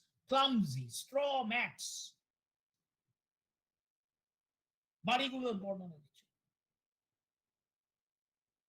And in this world, the sufferings of the people, the sufferings of the working people are limitless, endless. And when you consider this novel, when you consider the problems of the pandemic time of the working people, their starvation, their sufferings, their untimely death, all of this remind us that is Dickens merely a Victorian? Is not Dickens who is very dear and near to our heart? Is he not our contemporary? But so far I have talked about which are the areas where Dickens is approaching the time of us, the time of ours. This is the best of time, this is the worst of time. The opening sentence of A Tale of Two Cities. And our present is also best of time and the worst of times. But Dickens is not merely preoccupied with the problems of the industrial capitalism. He is critical about the problems, the evils of parliamentary system of education, the parliamentary system of government, the parliamentary system of government, which in India particularly, which in developing countries particularly, we experience the problem of turncoats যারা constantly দলবদল করে. And Dickens is obviously in the novel Bleak House.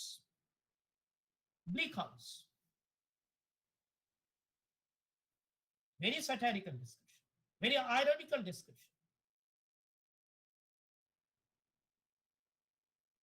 কারা কারা ক্যাবিনেটে যাবে এবং তারা বলছেন কি, ডিকেন্সের প্যাসেজ আরম্ভ করছি, চ্যাপ্টার নাম্বার 12 এ পাওয়া যায়।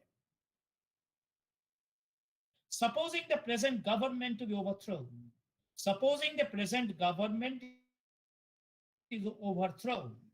the limited choice of the crown in the formation of a new ministry, notice the names, irony, comic, witty names, extremely satirical. Dickens might have been a very good satirist. So the limited choice would have been between Lord Cuddle and Sir Thomas Doodle, which may be assumed to the case of consequence of the breach arising out of the affair with Woodle. All these are fictitious names. But notice the name Doodle, Goodle, Fuddle, Hoodle. They are the third courts. That is giving the Home Department and leadership of the House of Commons to Doodle, the Exchequer to Cuddle, the colonies to Luddle, and the Foreign Office to Muddle. What are you can offer him the presidency of the council? That is reserved for Poodle. You can't put him in the woods and forests. And thereafter, the last sentence, আমাদের দিনে অনেক রাজনীতিবিদদের মধ্যে এটা দেখা যাবে, দেখা যায় কাগজে পড়লে, that the country is shipwrecked. Country জ্বলে পুড়ে যাক, শেষ হয়ে যাক, lost and gone to pieces because you can't provide for noodle. Bleak House. And so attack on the parliamentary democracy, attack on of the parliamentary system of government. Dickens talks about us. Dickens talks about our time. He is our contemporary.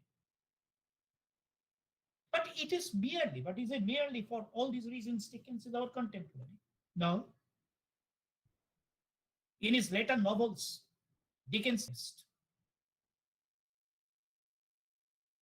an innovator, experimenting with the narrative technique, experimenting with the narrative strategy. For example, in Bleak House, the two types of narrative strategy are taken up. They are going side by side, simultaneously. The first person narrative technique, followed by the third person omniscient narrative technique. Both the techniques, both the narrative strategy are going side by side. Dickens is interfusing them, intermingling them, and intermingling them in a perfectly humane, harmonious manner. Esther Summerson talks about herself because that's a personal, private story. Because in this story, there are the elements of mystery, detective fiction. In the omniscient narrative, Dickens is viewing the society from the objective point of view, exploring the loopholes of the social system. And first-person narrative technique, subjective, autobiographical narrative technique,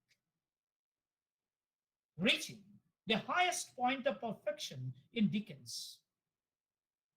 Take up two novels. One is David Copperfield, and the other one is obviously Great Expectations.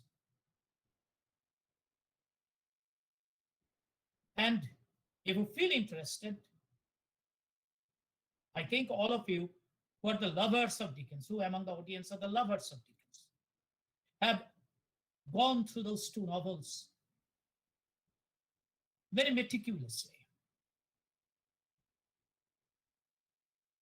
Both these novels may be called Bildungsroman. In these two novels, the self-development of the hero is described. From immaturity to maturity, from adolescence to youth, from ignorance to knowledge. That is how the heroes, David and Pip, are progressing. But in this respect, I consider, obviously, Great Expectations as much superior to David Copperfield. So, element of Bildungsroman, the moral spiritual progress of the hero, was later anticipated and given a perfect expression by another British novelist whose novel, The Portrait of the Artist, and in a very brief form, that has been given expression by Browning in a poem called Fra Lippo Lippi. So Dickens is anticipating us as the stylist of poetry, as the narrator, as the fictional narrator in this respect. In his later novels, is equally interesting, making the organic use of the symbols. In Bleak House, fog is the central symbol. In the opening chapter, there is the fog. There's a description of the London fog. And this fog, the fog as something overpowering.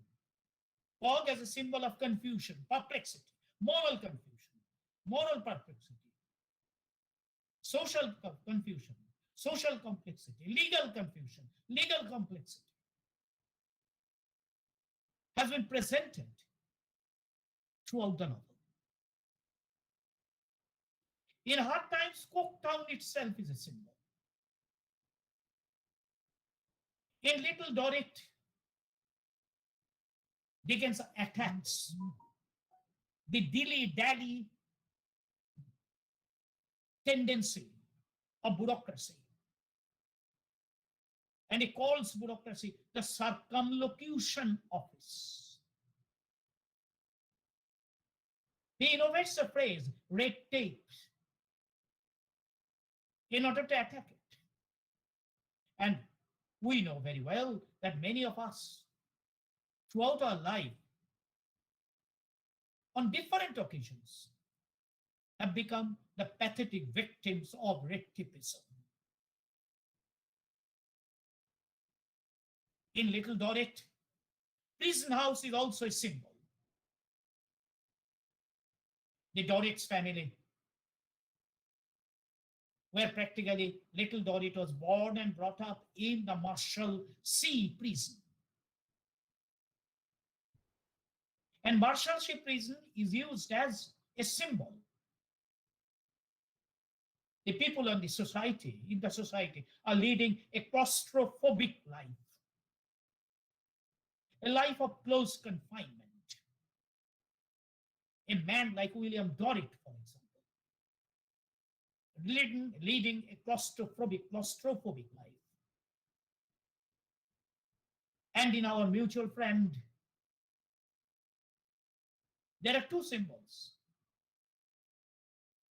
Thames, River Thames with all its pollution, symbolizing the pollution of the time.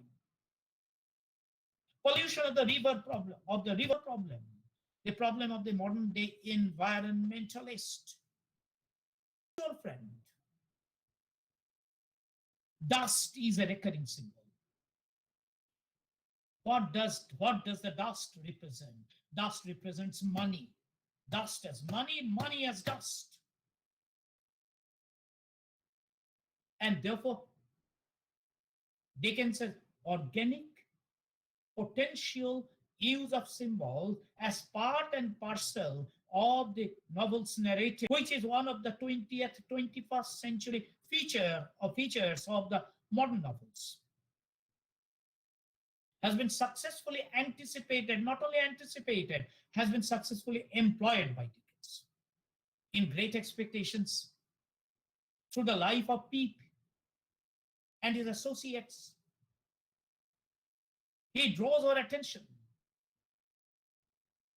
to the evils, to the vices of the consumerist society. The consumerist society, which begets or which produces the subversive forces like snobbery, hatred for the poor, hatred for the common man.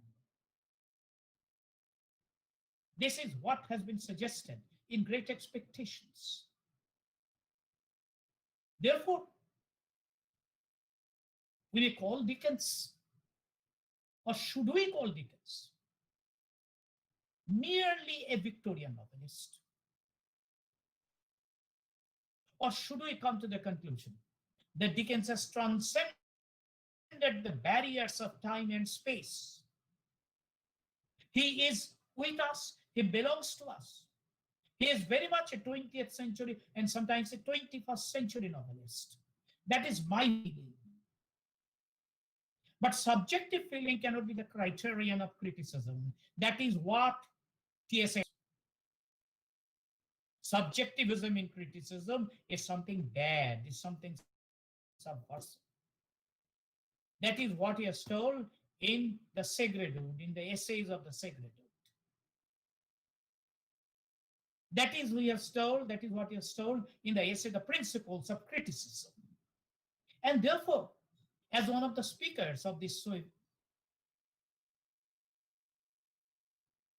I put up certain questions to you, to my listeners, to the intellectually understanding members of the audience. Is Dickens merely a Victorian? Or is Dickens a modern? Is Dickens outdated for us? Or is Dickens our contemporary? Does he belong to us in respect of characterization, in respect of style, in respect of narrative, of his social vision? So these are the questions I will put up to you.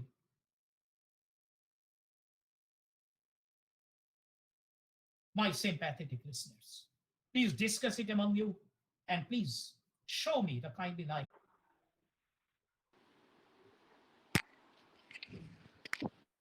Thank you very much, sir. I would request Professor Chidananda Bhattacharya, who was chairing this session, I would request you, sir, to place your observation now. Professor Bhattacharya. Right. Can you hear me? Yes, sir. Yes, sir. Yeah. Right. Thank you very much for passing up the buck to me. I hope I can discharge it adequately because it was it was a learning experience to have to listen to Professor D.P. Bhattacharya is quite an experience.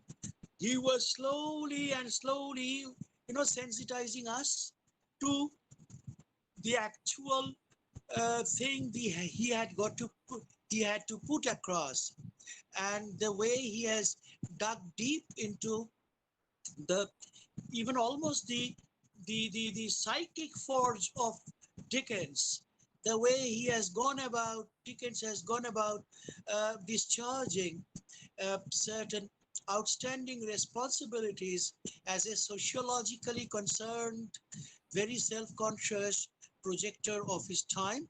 And out of that, he has tried to pitchfork academic debates about how and whether Dickens is only immured by his time, whether he is to be labeled as only a quote-unquote Victorian writer with a diagnosis and prognosis of Victorian ailments and maladies and tendencies, or whether in attesting to them, he has also not stood out of time. And quite unique and unimitably his own style. He's a Pakka veteran there. He has taught generations of students, so he knows how and where to kind of hammer us, and the hammerings are well needed. I shan't be very long before I throw it open for questions. In coming to comment on, I don't dare comment, but every listener is unknowingly a critic and a respondent also. Yes, if you are true to your time, if you are bringing out exactly where it ails you, the entrails and the intestines that are running amok, malfunctioning, then at the same breath, you are also bringing out the perennial human maladies, which may have had their localized manifestations in a particular epoch or a milieu or a time. That time frame can interfere with their manner of appearance. The shanty problem, the basti problem, the cultural colonization of the laborers in the Victorian times may have been different in the shape of their hutments, in the manner of their call to the duty, or the particular machine they were asked to handle. But the sootiness, the unfedness, the unpaidness, the dialectical mismatch between the proprietorial people and the labor class, all these are actually timeless things. And in putting his fingers on them with his unerring insight, Dickens is definitely becoming both a Victorian novelist who was busy untangling some of the issues, perspicating some of the social problems with a sociologist's commitment and trying to foreground the problems of the prison, the problems of the debtor's house, the problems of Marshalsea House, a prison, Little Dorrit's problem, the problem of the bourgeoisie with their ever-expanding consumerist approaches. The Satis House is a satirical name of the dissatisfied kind of scenario of the Victorian people, etc., etc., etc. And yes, beyond the Victorian covers, beyond the external Victorian dresses and cloaks, the indwelling problems are perennial and perpetual. And thanks and kudos to Devi Prasada, the way he has brought out through the entrails and gizzards of the Victorian maladies and malaise, how the noodles, foodles, doodles, and goodles are our ayarams and goyarams who change camps. The turncoats play, what is it? They are fence sitters, and how they are nincompoops, ideal nincompoopery, dragging the country down into the drain, how the industrial capitalism enters into an unholy nexus with the parliamentary democracy. All these are perennial things. From period to period, they differ in their external permutations and combinations maybe, but the basic angsts, the basic dynamics are the same. That's why Iago doesn't date. That's why Edmund doesn't date. That's why Bounderby will not date. That's why utilitarian motivation will change gear and become a 20th, 21st century specific utilitarianism maybe, which we find in Xi Jinping, for example, that every land is mine because I need it. But the underlying underlay of practical empirical selfishness is always commanding certain things. So Dada, thank you very much. You have actually given the answers by pretending to fetch answers from our side. I think this is a very sapient way of enlisting our attention and engendering our critical responses.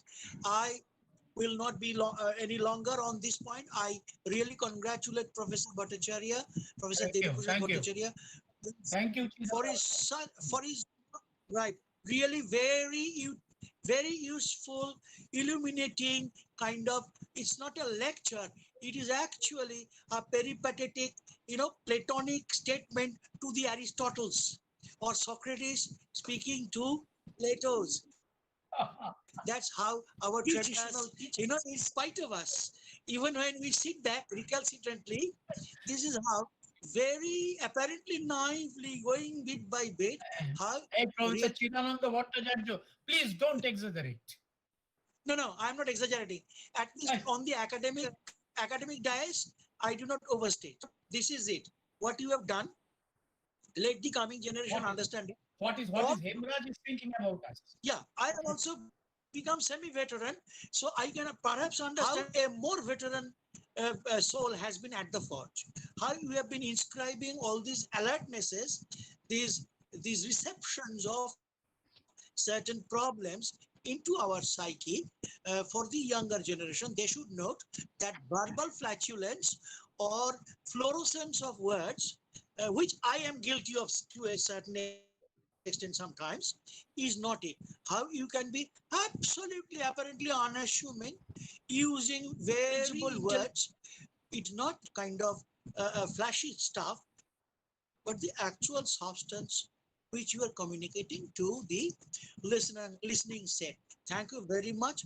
I am really very sincerely acknowledging that people must have learned Dickens so much to look at him, what Dickens exactly had been doing. I am throwing it open for a few, and my request is few relevant questions. Please do not ask questions for questions' sake. Don't ask me any questions because I don't know the answers. Please address your queries to Professor Devi Prasad Bhattacharya.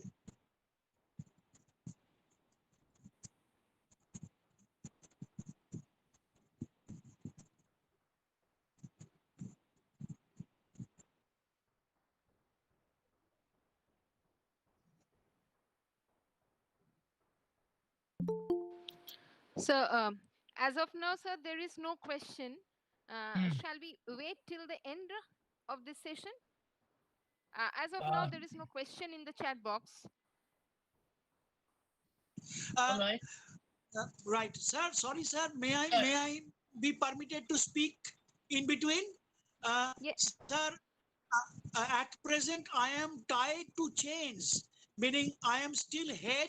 Only today the notice has come out for holding exams, and the department is awaiting my modus vivendi and modus operandi as head.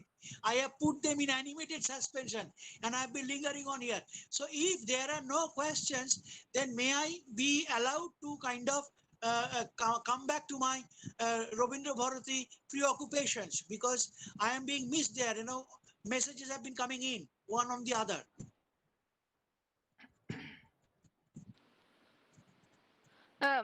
Yes, sir. Since you are extremely busy with your university examinations, so I would not ask you to linger anymore. If there are any question in the chat box, we can take it up later. But I sincerely apologize to my two eminent professors, Professor Chidananda Bhattacharya and Professor Devi Prasad Bhattacharya. Since there was a technical problem in my devices, I could not introduce both the eminent professors in this virtual platform. So I sincerely apologize for that. But please bear with me 5 minutes. I would just like to share with this August gathering little bit about Professor Chidananda Bhattacharya and Professor Devi Prasad Bhattacharya before we move on to the next session. Professor Chidananda Bhattacharya is an eminent academician. Please, who is it? Lina? Are you Lina? Yes, sir. Yes, sir. Please introduce Professor Devi Prasad Bhattacharya first. That's my request. Okay, sir. Okay, sir. Okay, sir. So it is my privilege to introduce Professor Devi. Professor Chidananda Bhattacharya in his own way is very modest and polite. And that is why. Professor, Carry on. it is my privilege to introduce Professor Devi Prasad Bhattacharya, although it is after the wonderful lecture or a learning experience for us. He is my own professor in the Department of English, University of Kalyani. He was also an honorary guest faculty in the Department of English, Calcutta University for 15 long years. At present, he is a visiting faculty, Ramakrishna Mission Residential College, Narendrapur. He has been teaching English literature for the last 50 years, and his PhD is on the middle class in the novels of Charles Dickens. His area of interest is quite extensive. British, Romantic, Victorian literature, Australian literature, Indian literature in English, and English translation. He wrote numerous articles on John Dryden, Dr. Johnson, Alexander Pope, and so on and so forth. His research papers have been published in numerous journals of national and international repute. And so we have really witnessed the lecture or a learning experience that has been stated by Professor Chidananda Bhattacharya. And we have really learned a lot from you, sir, about Dickens. And definitely the debate is going to continue in the class where the Dickens is our contemporary. So moving on to the introduction of Professor Chidananda Bhattacharya, although the session was over quite long ago, Professor Bhattacharya is the professor of the Department of English, Rabindra Bharati University, and at present, as he has stated, that he is the head of the department. He served as a whole-time teacher in the Department of English, the Scottish Church College, Calcutta from 1982 to 1984. And in 1984, he joined in the Department of English, Rabindra Bharati University. He was also an honorary guest faculty in the Department of English, Calcutta University for 19 long years, 1985 to 2004. He did his PhD in English on George Meredith, a major Victorian English novelist, in 1991. And formerly, he was also the Dean of the Faculty of Arts in Rabindra Bharati University and also served as an acting VC several times at interregnums during the permanent incumbent's absence. He is also the recipient of the prestigious Olive Reddick Senior Literary Prize for an article on Whitman, and it was conferred by Indian Association of American Studies 2002.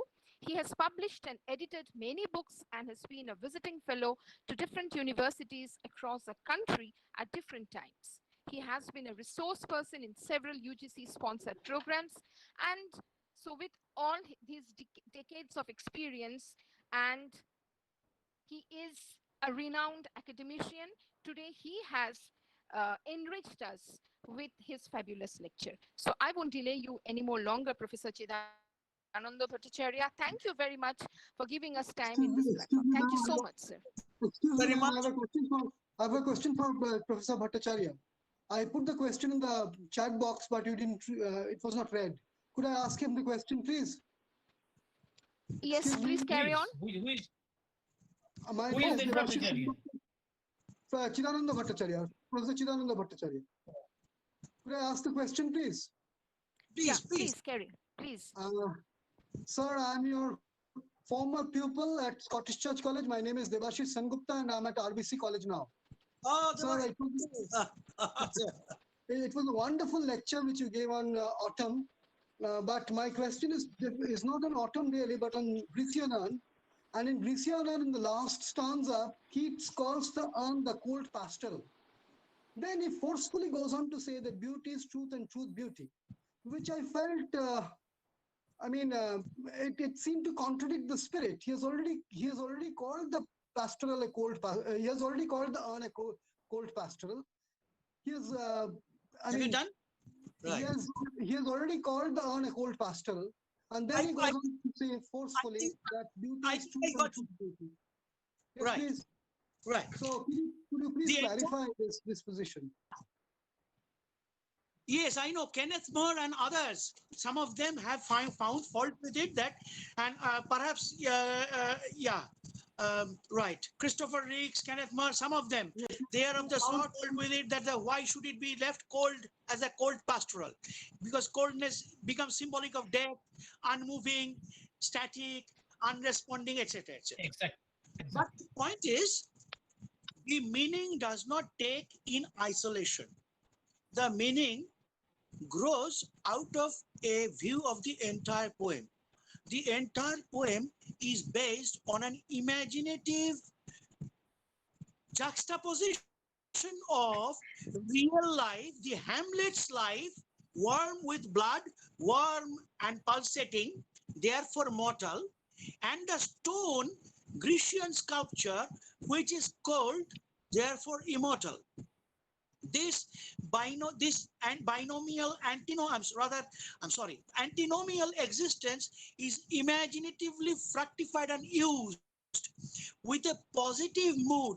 The poem is evocative of a mood. Oh, Grecian urn, You are not just a sculpture. You have all come up alive thanks to the discharge of my poetic imagination. I have seen the message you are computing to us. What is that? That message is that stay calm, thou still unravished bride of quietness, thou foster child of silence and slow time, Sylvan historian who canst thus express. Now, all these things are expended on the Grecian urn. And after that, is Keats in a mood to self-negate? That cold pastoral is one who remains cold to the petty politics, pettifogging the narrow problems of the day. One who is mindful of forever, forever, forever. And that's why he remains unexcited by the goyrams and noodles and doodles and foodles. Grishanan says, man, you have forever. Like I quote from Browning in A Grammarian's Funeral, that low man goes on adding one to one. His 100 is soon hit. That high man aiming at a million misses a unit. And then we are now live now to the dogs and apes. Man has forever. Grecian urn remains there, cold, unperturbed, unchanging, doesn't take on age, because taking on age is reacting to time, playing vassal to time. Dukheshwanad vignamana, sukheshu vigataspriha, Bita raga bhaya krodha sthitadir muniruchyate. Who is a muni? Krishanan is like a sage, like a hermit, has remained quiet in its meditative urge for thousands of years. It has remained cold to all the warm, the heat and run, the hot, the torpor, the mistakes done by blood. The Grecian urn is spiritualizing. Man, you are so I think if we take the meaning in unison with the totalizing logic of the entire poem, then perhaps we place it in its proper perspective. Anyway, a poem cannot be dissected. A poem cannot be vivisected. What says we murder by dissecting. So, but it's it is evocative of a particular mood. I think the mood definitely harmonizes if we take cold pastoral as spiritually warm, outwardly cold. Okay. Thank you, sir. Thank you so much for your kind explanation. Okay, namaskar. Let me, say goodbye to you. And Devida, namaskar.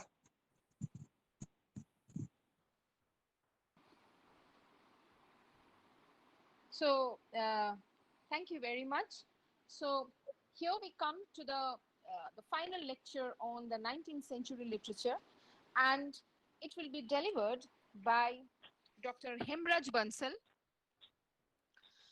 the Assistant Professor of English, School of Humanities and Languages, Central University of Himachal Pradesh, Dharamshala. And we are extremely fortunate to have Dr. Hemraj Bansal with us on this platform.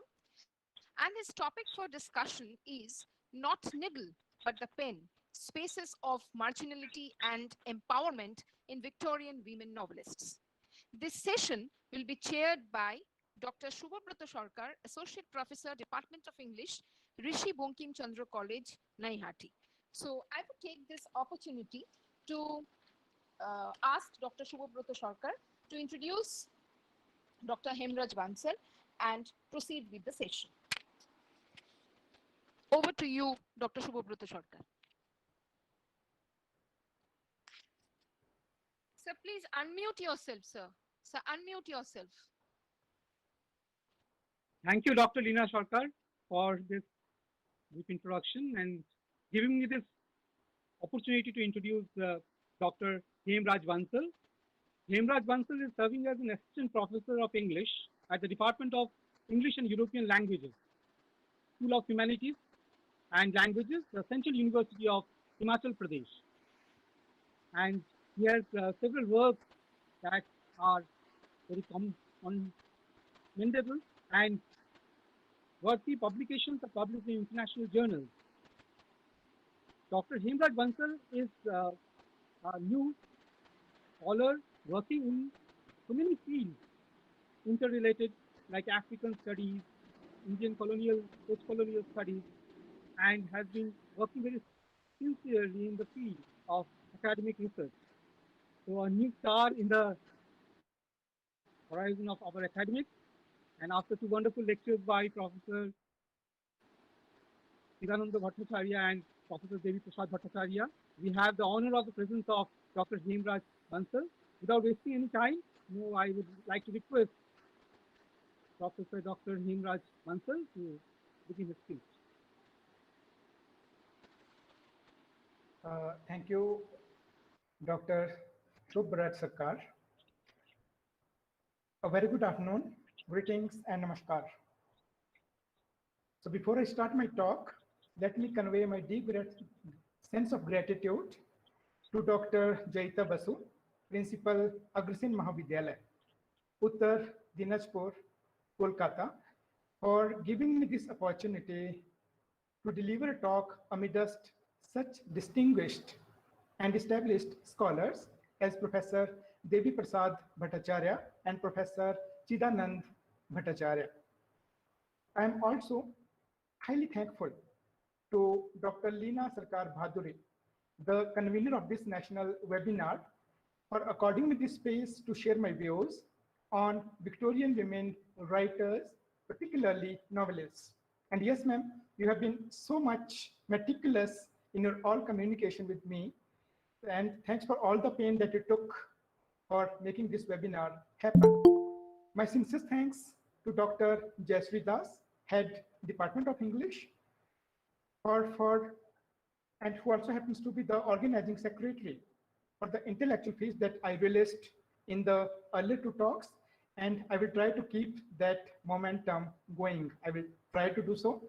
And I'm also thankful to Dr. Raghavendra Ray, coordinator IQAC, and the whole hardworking members of the organizing committee.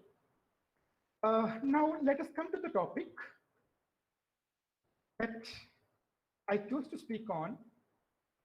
So, well, this talk that I'm going to deliver on Victorian female novelists. So the era Victorian, actually, it becomes very much pertinent to know about, because when it comes to Victorian age, we do call it an era of improvement, be it the first reform bills of 1832, which granted voting rights to men having property of more than 10 pounds, and or for example the 1885 Redistribution Act that granted the land to all agricultural laborers, that is the right to vote to all agricultural laborers. Then we know about the Factory Act of 1833, which, for example, prevented children from not working for more than 48 hours a week. And then we also get to know about the 10 Hours Act, which limited actually the number of working hours for adult workers to 10 a day. Further, 1862 Miles Act banned the working of women and children below 10 in mines, or what you call it, coal mines. Now, why I begin with this particular introduction or the social reforms which took place during this Victorian era, it is because it is interesting to note that women, they were not granted the right to vote until 1918. And that too for women who were over 30 years of age, and it took what you call it still took 10 more years to include all women who were adults. So the question that I want to ask here is why the granting of vote for women took so much time, when a woman, that is Queen Victoria, she herself ruled the country. What attitudes ruled the roost? Why women were on the margins of everything? And then why universities? I will get back to that question later on in my discussion. Why universities, for example, they took so many years to allow women to take a degree, and how women writers, for example, they struggled during all this period? So these are a few of the questions. And then when we talk about, for example, marriage and motherhood, then the question is why marriage and motherhood, for example, they were valorized over personal well-being of a woman. So these few questions, for example, they had been there for ages, but they became what I call it more prominent, or they became more resonant only in the Victorian age. So in this talk, I'm trying to look into the various issues that Victorian women in general and women writers in particular faced, and how they try to overcome the same. Now, uh, but at the same time, the very first question is why women have been deprived of their rights, that is, basic human rights. So look, for example, at philosophers, you look at a few writers, you look at religious preachers, saints, for example, many of them, they have added to the woes of women. Now, many of us know what Aristotle said, for example, about women, that female is female by virtue of a certain lack of qualities. And what he corroborated further was that we should regard women's nature as suffering from a certain lack of qualities, or what you call it, from natural defectiveness. And think of Plato for that matter, what he did. He thanked God for not making him a slave in the first place. And then in the second place, he thanked God for not making him a woman, right? So see, when we go back to these centuries like 16th century or so there we find these saints for that matter. We know about Saint Augustine. He said in 16th century that the wife is an animal who is neither stable nor reliable. Now, we can see that if learned men, that is, if philosophers, if well-established writers, or maybe a few scientists, right, or religious preachers, if they hold such an opinion about women, right, if they hold such an opinion about women, what do say about the common man, right? Because it is quite natural that something which comes from above. What I mean from above is, that is because everybody believes in scriptures. Everybody, in a way, I mean, the ideas of writers, they get disseminated, right, to the common masses through maybe some leaders, or maybe some intellectual debates, or some the way we go back to our villages and then try to elevate people, and then try to make them conscious about many things which should not have been there. But then if these people, that is, if learned people have such ideas about women, then what to say of or say about common man as such? What kind of ideas they can have, right? So it is for this reason.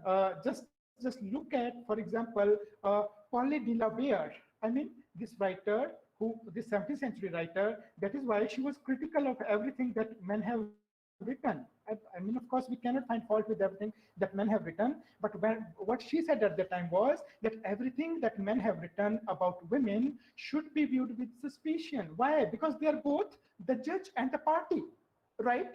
So being the judge, being the party for whom then this whole litigation is being done, right? Because there is one person who is going to listen to you. I mean, it is only, this power is invested in one person only, right? Then what is the purpose of reading such works then which actually express such bias, or which show such biased attitudes towards a particular, that is part of population, a section of population, right? So my question here is how the attempts of women at writing, right, they were perceived by the critics, right, and the reading public. And that is why I titled my talk as you know, not needle but the pen, right, which shows that their artistic talent, it might not go waste. And then it also shows an urge to be urge on the part of women to be free of the duties of home, right? Just think for a while, though the matter of education I'll discuss later, but think for a while that there was a group of writers called the university wits, we do read about them when we talk about the history of drama. We do read about them a lot when we read about their Oxford or Cambridge status, right? But then, do we ever wonder why we did not have a group of such women writers earlier whom could be called the university wits, right? We often read about male writers that they were Oxford educated or Cambridge educated, but not women. Why? Because of this biased world, which did not accord them that space in both private and the public sphere. So this is something which I thought of delivering upon while I had to talk about 19th century. These what we call it a text and then context. Now, think for example, M.G. Monk Lewis, right? He actually gave an advice to women, and what he said was that as a rule, I have an aversion. It is what he says, that I have an aversion for all female scribblers. He does not even call them writers, he calls them scribblers, right? That it is not a pen actually that they can handle well, but it is a needle. Well, so it is the hint that I drew from there. And then I thought of actually, of course, I can't reply back, but then I thought of pondering over this more, right? Because what he means there is that they have handled needle very well. That is quite dexterously. And then he doubts whether they can really handle the pen or not, right? So, of course, there were people who wanted to criticize him, and we have got the name of Maria Edgeworth for that matter, right? Victorian novelist who said that, of course, pen was for women a new instrument, right? Since it was a new instrument, why was new? Because, of course, they did not have this very privilege of even reading or writing, right? So what I want to say here is that she said that it was a new instrument, and then they have made, that is what she says, is that women have made a very good use of it, right?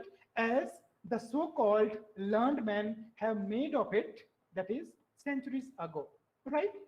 Now, if you go a little back, for example, if we talk about Annie Bradstreet, right? Annie Bradstreet, for example, who was again a 16th century, right? English poet of North America, and she's also known as you know, as a New World poet. See, she at the time, that is in the 17th century, she counters such a suggestion. Now, of course, suggestion came quite later. When I'm talking about M.G. Monk Lewis' advice to women that they should handle the that is needle, not the pen, that came quite later. But see how Annie Bradstreet, how she had visualized that if I begin to write, how this academic world, right? It is going to receive her works as such, right? So what I mean, she at that time only, what she says, she wrote that famous poem called Prologue, right? Many of us might be familiar with that. And what she says there is that she's obnoxious to each carping tongue actually, which says actually that my hand a needle better fits, right? And eventually she says again, what she has to say is that if what I do prove well, it won't advance. They will say it is stolen, or else it was by chance. Now, I mean, such lines by Annie Bradstreet, they do point out to the prejudiced world, or the kind of reception that women writers were going to have at the hands of biased, that is writers. I'm not talking about all, of course, but many who would actually not consider them capable of writing, right? So see, for example, what she says there is that even if I have written something really original, really creative, right, then it may be said that I am simply parroting, right? And there is nothing original in it. Or maybe I have stolen this from someone else, right? So what I want to say here is that such attitudes against women, against the fair sex, they have thwarted the attempts of many women at writing, right? So if you look at the initial years of Victorian age, or to be more precise, the 2 decades. So they saw the emergence of many women writers, but we know that they had to adopt male pseudonyms, right? So here I am going to trace how the early marginalized spaces, right, they turned into sites of empowerment, right? Sites of empowerment when we talk about due to the incessant pouring in of women's writing, right, and the kind of socio-political movements which were going on at that place at the time, right? So we also know about Sarah Willis Patron and her works like her work like Hints to Young Housewives, which was published in 1852, and then her works like Independence, which was published in 1859. How she exposed gender balance and highlighted the importance of what? Of freedom for women, right? Now you go back to, go back later and then talk about, for example, Ellen Showalter and her works like The Double Critical Standard and the Feminist Novel. So there we find even Ellen Showalter, what she says is that even there were these great novelists like George Eliot and Charlotte Bronte, right, who were not able to actually escape, the harsh judgment of critics, right? So the attitude was like what? Women first and writers second, right? It was the general perception actually which dominated the 19th century male minds, right? So if you are a writer, first you will be judged as per your a sex, right? And then the question of writer would come later. That is why we find negative reception of many works in the beginning. And then what would happen in this case? Individual creativity that would largely be subsumed under what you call it, group stereotypes, mind you. Yes, and it is something which hampered many women writers. And it is for this reason, for that matter, that George Eliot, what she said was that, oh, please don't compare me with Dina Moloch, right? And Charlotte Bronte, think of her work, for example, called Willet, right? She actually delayed the publication of work Willet by many years because she did not want actually to meet the same what you call it review as Elizabeth Gaskell's novel Ruth had met, right? In a way, women here, they did not want themselves to be presented, but we call it as enemies of each other or as rival competitors, right? So they were fighting for a common cause. They were fighting for these gender issues which needed to be, of course, addressed in a time-bound manner. So they did not want actually this critical world to have such a harsh opinion of them. And now, when we talk about this critical world, so next, when I talk about, and what I next talk about is, for example, were there any signs of what we call it something conducive? Was there anything conducive in the family ambience? So for that matter, there was a writer called Alex Isley, right? She also wrote an essay called "Making a Debut." And if we read that essay there, she does talk about as to how there were these limited opportunities for women, especially in the academic world, especially in the literary world. So in that case, what happened with women is, since opportunities were very few, that the women who tried to actually choose to write, they often faced social censure, social criticism, and then we know that they did not receive the same amount of pay, and at the same time, they were subjected to a harsh critical substandard, right? Just a bit, I'll talk about, for example, Elizabeth Barrett Browning and her poem like The Battle of Marathon. Now, when I'm saying that some writers, they got this conducive ambience. So Elizabeth Barrett Browning, for example, her work, The Battle of Marathon, it was actually, she was assisted in it. that is in the printing of this work by her father, that too secretly, privately. And similarly, we have got Christina Rossetti, right?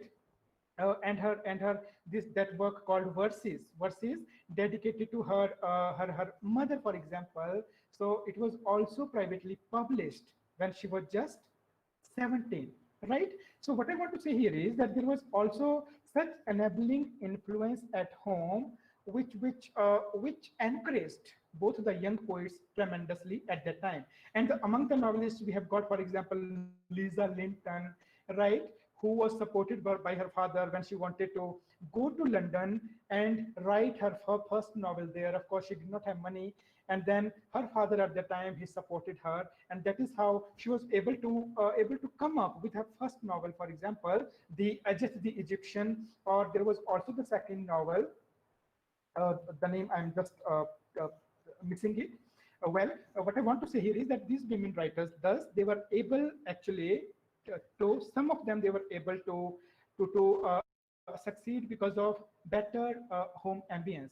Now let us talk about the convention of this anonymous publications, because I was talking earlier about pseudonyms, right? Male pseudonyms that many women writers they actually adopted.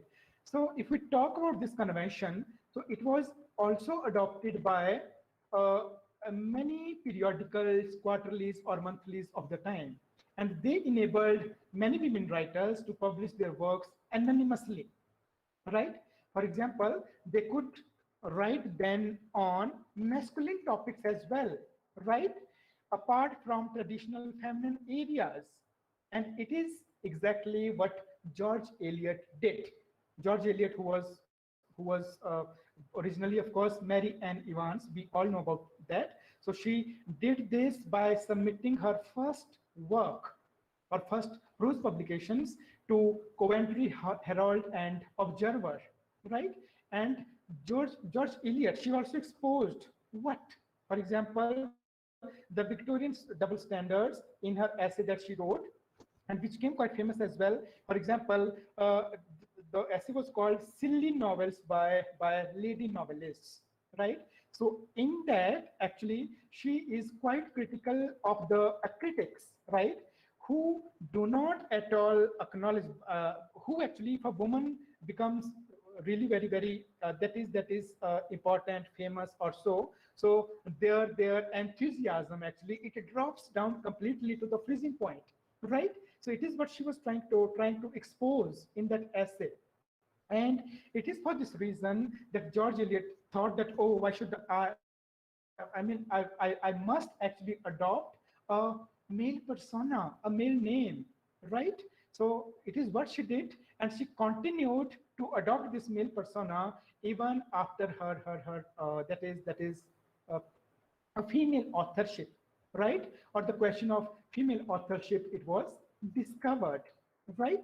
So, the kind of journals, for example, uh, obviously, obviously, women writers, what I would say is that they got benefited from these periodicals and newspapers, right? Be it People's Journal, which was there, be it Hobbit Journal, Eliza Cook Journal, for that matter, they proved what I call it as the path makers, right? Especially for the working class writers, right? For example, we have called Eliza Meteyard, who wrote Scene in the Life of an Authoress. Now, that particular novel, it was also serialized in Tate's Edinburgh magazine, right? And then she wrote under the pseudonym Silver Pen, right? We do know about these three Bronte sisters. We do know about George Eliot, but then Silver Pen, this pseudonym, we know very less about. So it was adopted by Eliza Meteyard, right? And then going to, for example, Charlotte Bronte's Jane Eyre, which was published in 1847, or Adam Bede in 1859. So when these novels, for example, published, so it was difficult to ascertain the masculine or the feminine quality of the novels, right? As both novels were written under what we call it male pseudonyms, right? So it's like that when the identity was discovered, identity of these writers. So critics, of course, both felt in a way, what you call it, shocked, they felt surprised, they felt baffled, right? Why? And in a way, everything was done to find out as to, oh, who can this CB maybe, right? Who can this EB maybe, that is Acton Bell, Curer Bell, that is under male pseudonym that they wrote, or who can this Marian Evans maybe, right? So in a way, everything was done to find out the sex of all these writers, and especially Curer Bell. And that is where that when everything was done, for example, whether you turned one page or the other, or for example, you studied other details, other domestic details in those novels, for example, or you studied maybe even clothes, or you studied even the gossips, right? It was done to decode the identity of the author. And we have we have one particular example of Harriet Martin, right? What she tried to find out was, we know about Grace Poole, who happens to be a character in Jane Eyre. So there she can be seen as doing that, what you call it, needlework, and at the same time sewing, right? SCW, sewing curtain rings on Rochesters, these bed drapings, right? She studied those, and then what she concluded was that for example, this novel, it could not have been written by anyone else but by a woman only, or by an apostle only, right?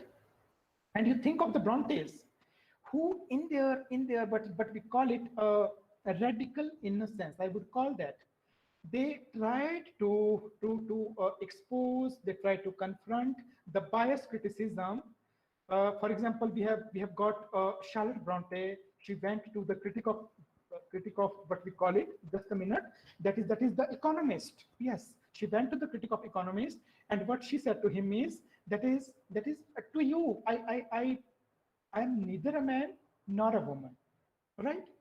What she said was that, oh, I have come before you as an author only, right? So it should be the sole standard by which you have a right to judge me, not otherwise, right? So it is the sole ground on which I accept your judgment, and not on the ground that I am a woman. So see, for example, how she was trying to take a dig, right, on such harsh world. And then we know the author of Annie Bronte, for that matter, she also confronted the biased literary world when she wrote, especially the preface to this Wildfell Hall. What she said was that in a way, what she said was that she's satisfied, right? Whether, I mean, if the book is a good one, then it has that quality of goodness, whatever the sex of the author may be, right? So both of them, they were trying to, what you call it, confront the bad critics, right? Now, George Eliot, for example, uh, think of, think, for example, that she started, or rather she stopped, not started, but she stopped reading. That is the review of her own works, right? Because the criticism, it came quite personal, right? It became quite subjective, and we know about this criticism by the critics. We know the case of even male writers. They were not spared. Then what to think of women writers about whom there were such degrading opinions. So uh, we have the example of, for example, John Keats, right? John Keats, when, for example, he died, at the time, P.B. Shelley, he got so much, that is what you call it, concerned. He got so much worried. He so much worried that he thought that he might have been, that John Keats had died because of the harsh reviews that actually have been made of his that famous poet called Endymion, in which we find that line, "A thing of beauty is a joy forever," because we have this Tory and Whigs concepts, how writers, they would side themselves with them, and this is how what was believed at that time. So what I want to say here is that it is what used to happen there. Even today, this the role of the you call it publishers, critics, for example, it is equally crucial. So think of, for example, J.K. Rowling, right? J.K. Rowling, whose initial name is Joanne, right? Joanne. The Joanne. Joanne sounds, of course, feminine name, a female name, right? And when she approached the publishers, they asked her to retain only the first name and middle name of her name. That is only the initials, right, of her first name and the middle name, right? And then it is something. Why did they do so? Because that is the boys, the young boys, or what you call it, male children as such. They would not actually view her work from a gender perspective. So in a way, it was a marketing ploy, right, to actually let a book, Joanna Kathleen, we know about her name, but then it is something that publishers, they asked her. We know Harry Potter series. So this is something which was crucial at that time, and it is something which, I mean, one of the rare examples that I could find. Not rare, there might be many, but I could come across only about this example. Then the other issues that Victorian women, they talk about in their novels, it is actually marriage and divorce, right? We all know that once a woman would marry, she would become the de facto property of her husband. Her goods became his. He could beat her and rape her without fearing the law. Divorce required what? An act of parliament, right?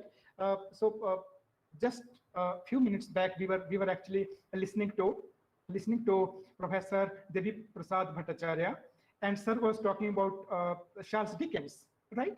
So there as well, when we talk about Charles Dickens, there is this issue of marriage and divorce that becomes very prominent. Think of the case of Josiah Bounderby, for that matter. Josiah Bounderby, sorry for the mispronunciation. And then here, I mean, his wife. What happens?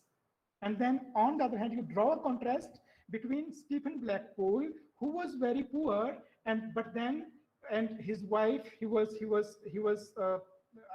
wife was, uh, of course, adulteress, but then he did not have money to give her divorce, right? Because you needed to have an act of parliament to be made in order to get divorce. So Dickens does talk about that in Hard Times. And if you look at the case of Josiah Bounderby, he also wants a divorce, but then he cannot get a divorce. Why?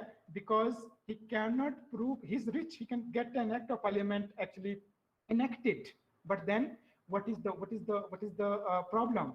That he has not done any cruelty with his wife. So in there is this contrast which can be seen between these both. That is Victorian, what we call it. I mean, these two characters in Charles Dickens' Hard Times, when we do talk about, that is the law concerning marriage and divorce, because we know that prior to 1882, once a woman would marry, she would actually cease to exist as a human being.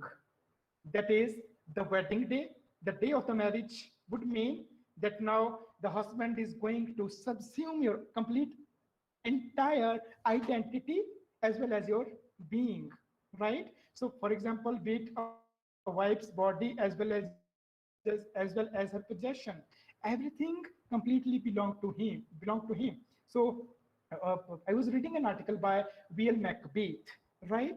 And what she says there is just that refusal of sex, yes, refusal of sex was grounds for annulment of marriage.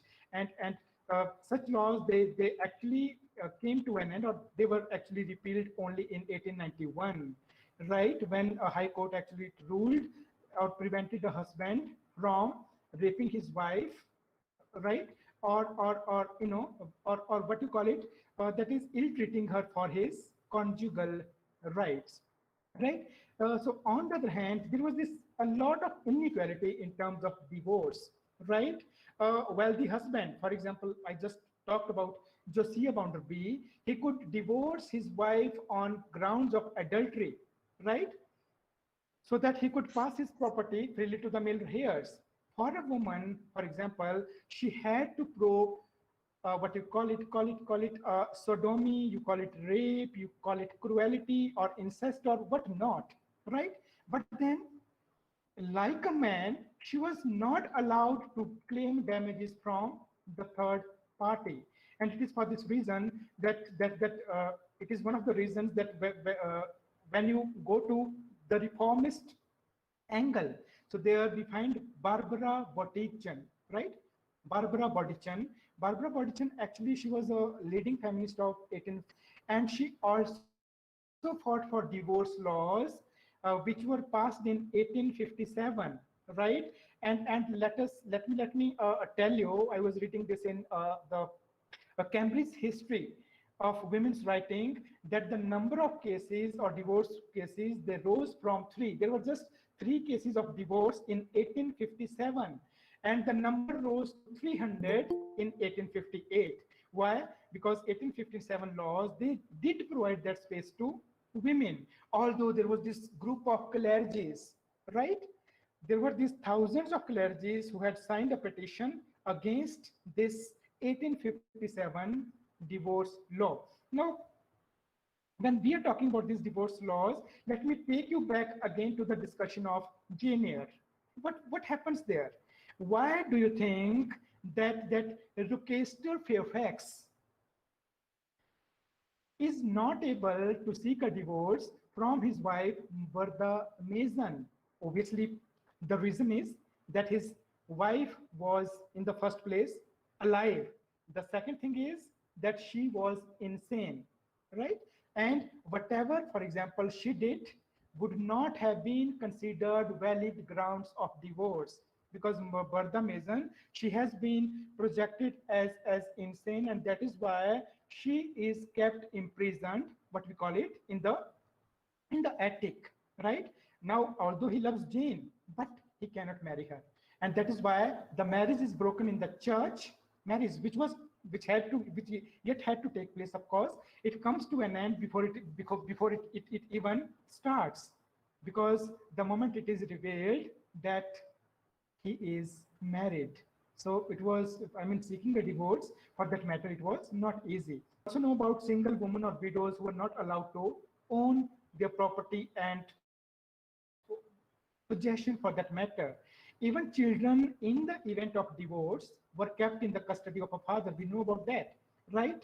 And then this innocence of a wife, if proved, it meant that she can have the custody of children, but not above 7 years of age. And this law was passed in 1839. So what I want to say here is, now I would again take you to two prominent things. For example, first is Caroline Norton, who launched a national campaign to seek divorce from her abusive husband. And it is because of her efforts then that the Infant Custody Act, it got passed. That is in 1839. Now, just let us go back a bit to Anne Bronte. Anne Bronte, known as Acton Bell earlier, right? Think for a while of her work, The Tenant of Wildfeld Hall, which was published in 1848. Now, that work depicts a brave heroine, right, in the form of Mrs. Graham, or earlier known as Helen. Now, Mrs. Graham there, she bends the rule of patriarchy, Victorian patriarchy, and does not fear of being judged in a bad light, right? What she does there is, for example, we know that women's rights in marriage and custody of children, they became quite resonant in this novel, especially when she walks out of her alcoholic and abusive husband and takes along her son. Why? Because she wanted to raise him independently and to save him from the bad influence of his alcoholic father. So Anne Bronte, she was able to visualize such a situation about a wife who can take along her son only because she must have in mind the passing of this act which I was just referring to, right? This act which I just talked about, the act. So that novel, it does give us a food for thought to think about that in these terms. Now, the other question, of course, or it may come to their minds, then that why didn't I mean, these women, for that matter, they remain single?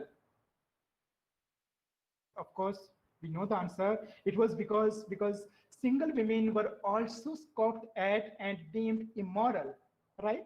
So it does not pertain to Victorian age only, but we can find such thinking also everywhere around us. And I'll take back you to the Victorian age, and there was a writer called, just a minute, William Rathbone Gregg. William Rathbone Gregg. He wrote an essay called "Why Are Women Redundant?" Why are women redundant? The essay was written in 1862, and at that time, what he said was that out of 30 lakh women, right, 2 lakh, nearly 2.5 lakh women, their age group was from 20 to 40.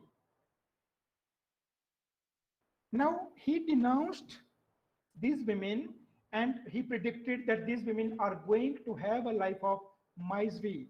They're going to have a life of privation, right? And at the same time, what he said was that such women should be shipped to the British colonies. Now you see the thinking of a writer. Such women should be shipped to the British colonies. So what I want to say here is that why remaining single was that difficult, right? So because marriage was valorized as an ideal duty of a woman, right? And it is something which led to, obviously, that if you remain single, you are not going to be spared by society, by critics, by maybe who not. So the question is, why exist then? So bearing children, for example, it was deemed a crowning achievement for any woman and the very cause of their existence. And since the onus of raising the children was on women, they were expected to be sinless in thought as well as in deed, mind you, in thought and deed. And mothers were viewed to be, they're quite, I mean, if they become mothers, they will be religious, and then they will become free of sexual passion. Right? Once you become mothers, you become free of sexual passion. And then when we talk about this, what we call it, the concept of good mother and bad mother, we can read, for example, Aldrin Rich, and her whole writing, it pertains to the aspects of motherhood and how mothers are labeled as good mothers if they sacrifice their professions for the betterment of betterment of their children and so forth, or they bring them well, they are termed as good mothers. And if they do not leave their jobs, they do not leave their careers, right, or the children become that is deviant, unobliged, right, so then the mothers are labeled as bad mothers. So this is what happened at that time. Again, I would take you to one more example, because I have to bring in Victorian novelists as well in between. Think of George Eliot's Adam Reed. What happens there? Again, that brings this issue of Victorian motherhood, right? Because Victorian motherhood, it embraces what? Mother's unconditional love for her child, and maintains what is maintained there. It is maintained that the qualities of being caring, of ministering, of self in a way sacrificing, right? Self-sacrificing. It is something which are the highly valorized or fundamental attributes of a virtuous mother, right? So in the presence of this monolithic ideology, you think of Hattie Sorrell. Now, all of us have read Adam Reed, and Hattie Sorrell there, what she does, she commits the crime of murdering her own child, and then she falls in the category of what we call it, that is a woman, a mother who is bad, and the one who is sexually transgressive, right? So she was in a way created by George Eliot as lacking women's natural altruism. But see, the narrow heart and narrow thoughts, with a narrow heart and narrow thoughts. So The idea that that I want to convey here is that since that child is born out of what you call it wedlock, it jeopardizes her situation, and she chooses to preserve herself rather than accepting what the role of unconditional of an unconditional loving mother, a self-sacrificing, self-effacing mother, right? So she speaks against that, right? So somewhere, Hattie Sorrell, she thinks that, oh, my own identity, my own being is more important for me than then actually the child who's coming into this world, because she was unmarried, right? And the person who had impregnated her, he had run away. So instead of, I mean, following those rules of motherhood there, she rather thinks of preserving herself, because even if she had delivered the child, right, society would not spare her. So that is something that I wanted to talk about through that very thing. And then I have talked about the role of publishers, but then if we talk about a few publishers, for example, Charlotte Bronte, so it is clear that she was launched by William S. Elder, right? Because her Jane Eyre, which it was published by these publishers with a phenomenal success, and she also received, for example, £100 for copyright. But at the same time, if we talk about her sisters, that is the two Brontes, that is Anne and Emily. Well, the publishers, for example, Henry Newby and Henry Colburn, they did not receive the fictional works of these two sisters in a good spirit, right? And Thomas Newby, he was shrewd enough that when after the novel became successful, and when it is Charlotte Bronte who went to visit him when her two sisters, they had died. So what he said was, oh, novels did not did not sell well, and it is for this reason that he did not even pay any money to those two sisters. So there are these examples as well. Now, coming to the education, of course, we know about it, that most fathers, they would consider the education of their daughters unnecessary, right? Because they wanted them to join mills and factories and add to the family income. And of course, there was nothing which resembled what we call it higher education. And we know women were barred from studying law and medicine, and intelligent women in particular, they would go mad with frustration, right? As they did not have the means to uh, placate their what we call it intellectual curiosity and pursue a career, right? They were not allowed to study law and medicine in the first place, right? Now, were they not able to study law? Even this question comes to our mind. And if you look at this question, just go back, I mean, to Shakespeare and his famous play for that matter, The Merchant of Venice. You think of the character of Portia there. I mean, it is there. She also goes in a disguise, right? Becomes a man, becomes a lawyer, and is able to what we call it wriggle out to protect. That is their central character from from the clutches of Shylock, which shows that, of course, women had mind, but then they were not allowed to study. They were not allowed to study such subjects, right?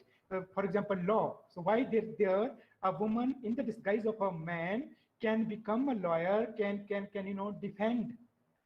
That is a man, that is her lover, and not in the Victorian era. So even when in the Victorian eras, for example, the colleges were opened, so what kind of subjects they would be allowed to study? It was again a question. So they were not allowed actually what we call it to study this medicine, or what we call it law. They were rather asked to study these subjects which would make them well versed in home science, right? Think of George Eliot's Felix Holt the Radical, right? Why Mrs. Transome there? She virtually remains imprisoned in her mansion. She has got a big mansion, but then, of course, she's not that way sympathetically treated by her husband, and she's already a widow. So it is something, such questions, they were troubling the Victorian female novelists. And if you just think of Florence Nightingale, she made sure that her parents would never deter her what you call it, determination to become a nurse, right? And then think of, contrastingly, her sister, Florence Nightingale's sister, that is Paranthrope. She actually was afraid of speaking up to her parents, and then it is why she became a chronic hysteric due to lack of opportunity, or you call it lack of courage. And we know that the first colleges, when they were found, 1849, for example, the first college which came in England, right, called Bedford College. It was established, of course, by Elizabeth Jesser Reed, right? But then the unfortunate part was that women were not given, what you call it, degrees, right? Think of the Cambridge University. Cambridge University, it refused to give a degree to women until what you call it, 1948. Although it was the London University which became the first one to start giving a degree to women in particular, right? So the idea was, if we do not get a degree, it does not reach a valid conclusion. It is for this reason that we have got these what you call it, uh, reformers like Emily Davis. She thought that education, the idea of education actually, it should reach a valid conclusion. And that is why Elizabeth Garrett, she becomes the first female doctor in Britain, Elizabeth Garrett. Now, the other problem was, for example, we have read a lot about it, but then menstruation, right? Intelligence and menstruation, for that matter, they were seen as incompatible in a single person. And person here, I mean a woman. And of course, we know that at the time of Queen Victoria's accession to the throne, right, boys could go to school while girls were expected to be taught by governesses at home, right? These Bronte sisters, for example, they joined schools, but we are never told that they joined colleges or universities because they were not there, right? So in a way, what I want to say here is that the major opposition for the education of women, it came from the medical profession. And if you read, for example, Simone de Beauvoir, and especially her, the introduction to the second sex, right? So there, she just talk about a medical student who complained that, oh, women are stealing away their jobs. That is the jobs of male students, right? But she questions him on the front that what gave him the right to ask this question in the first place, right? What gave him that privilege, right? So in a way, what I want to say here is that medical profession, it was equally responsible for all this. Then coming quickly, I think my time is running out. So Mary Barton, for example, Elizabeth Gaskell. What happens in Mary Barton? We have got Mary Barton here, who dies while delivering a baby. And the name of the baby is also Mary Barton, right? And eventually we get to know that she dies actually, that is that Mary Barton dies because the elopement of her sister Esther, it caused a shock to her system. Her system is her brain, right?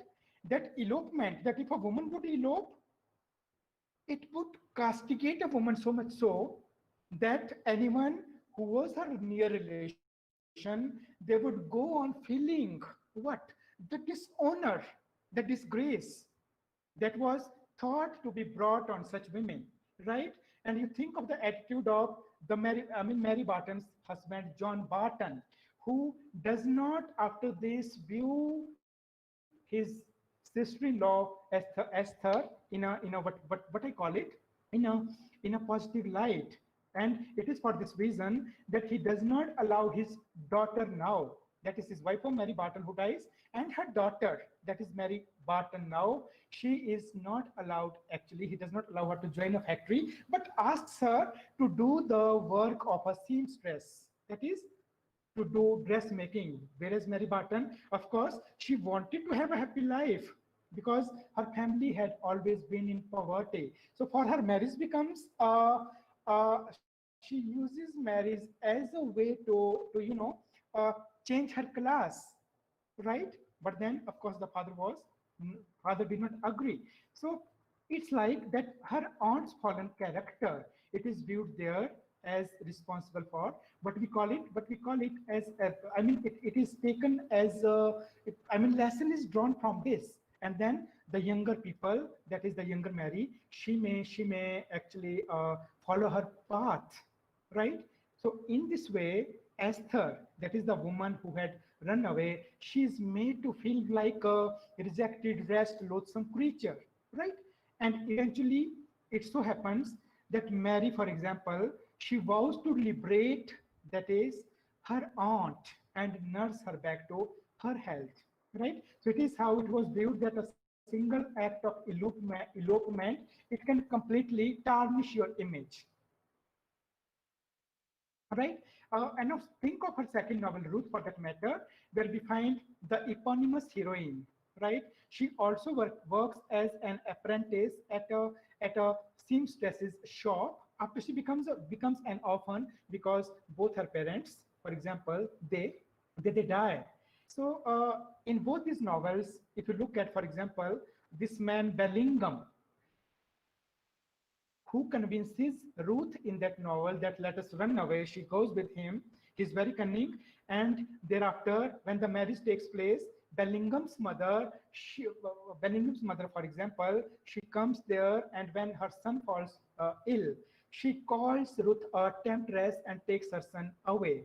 And it is at this stage then that what we find is that, the question of fallen women, for that matter, because there is another family which of Mr. Benson, who takes Ruth with them. But then what I want to say here is that when the knowledge of her past, it comes alive, for that matter, it is known. So there is even a household help, Sally, who makes Ruth to cut her hair like a widow, as we find in the movie Prem Rogue in India, right? Like a widow, when, for example, when she feels suspicious about her past. And then it is Bradshaw, for example, he forgets all his previous praise about Ruth when her past comes to light. Now, what I want to call here is that Gaskill, she exposes the Victorian morals here through her sensitive and sympathetic portrayal of a woman who otherwise is fallen from the grace of society, right? So Gaskell even questions what I call it what is the role of the church? Why church does not give its opinion on the man actually who was responsible rather for leading women to such a state? Why should, the sin should fall only in the lot of a woman and not the unscrupulous, right? People who remain involved with women. So, such questions, when it comes to such questions, this such Victorian castigation of women who either has a relation outside marriage or elopes with someone or is trapped by people like Alec, as do we find in, for example, Thomas Hardy's Tess. So George Eliot is trying to question what? The purity and impurity of a woman, or what we call it, a pure woman. For example, as I was referring to Thomas Hardy, and how, his portrayal of Sue Bridehead in Jude Obscure, and when you, for example, think of the eponymous heroine in Tess of the D'Urbervilles, right? And same kind of notions of honor, mind you, purity, right? They can be found in terms of honor killings, also in when you read the works like Stoning of Soraya in Iran, or the works like The Pakistani Bride from Pakistan, or the works like The Prisons We Broke in India, right? So we do find such questions of purity and impurity. Why should the purity of a woman should actually be why it should only be in what we call it in her sexual organs? Why not in her overall well-being, right? And then who should be held responsible for her desertion, right? And the consequent dejection that she passes into, right? Now the next thing is, for example, that the experience of if we look at it, experience of public life, be it universities, be it for that matter, army, clubs, etc. So all these spaces, they were not open to women, and that is why what I want to say here is that women, they were not fit to be able to write. Why? Because they did not have that vast masculine experience. But then how would they have that experience when the question of mobility, it was very much closed for them.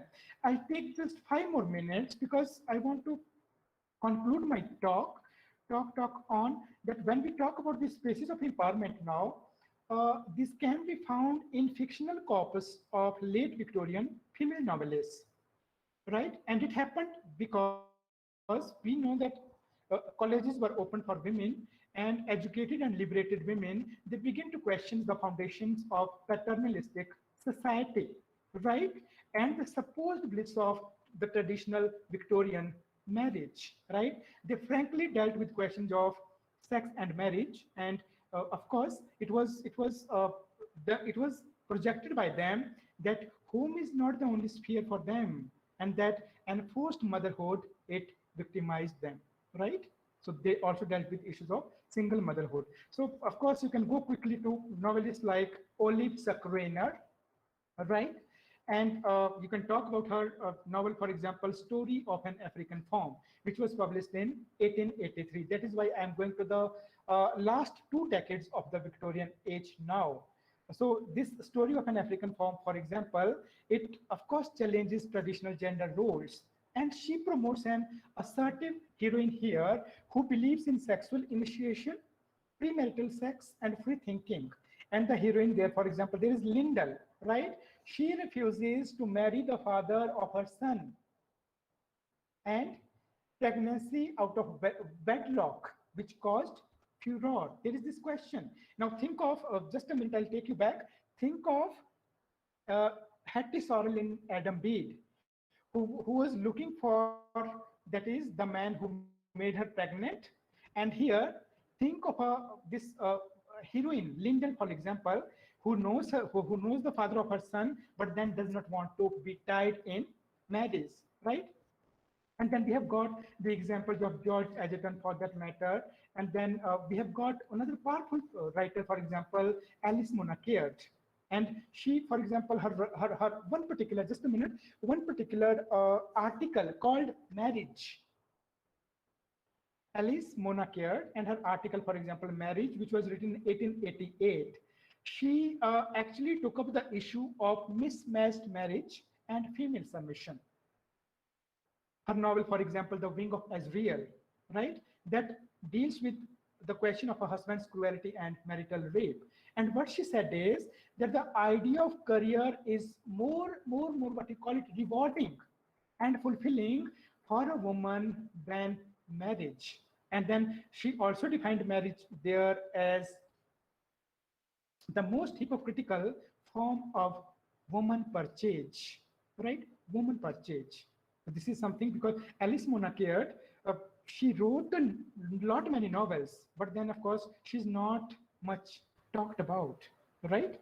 So further, I would conclude my discussion with another woman called Sarah Grant and her novels like The Heavenly Twins and The Beth Book, right? So there, of course, we again find women who are trapped in what we call it bad marriages, right?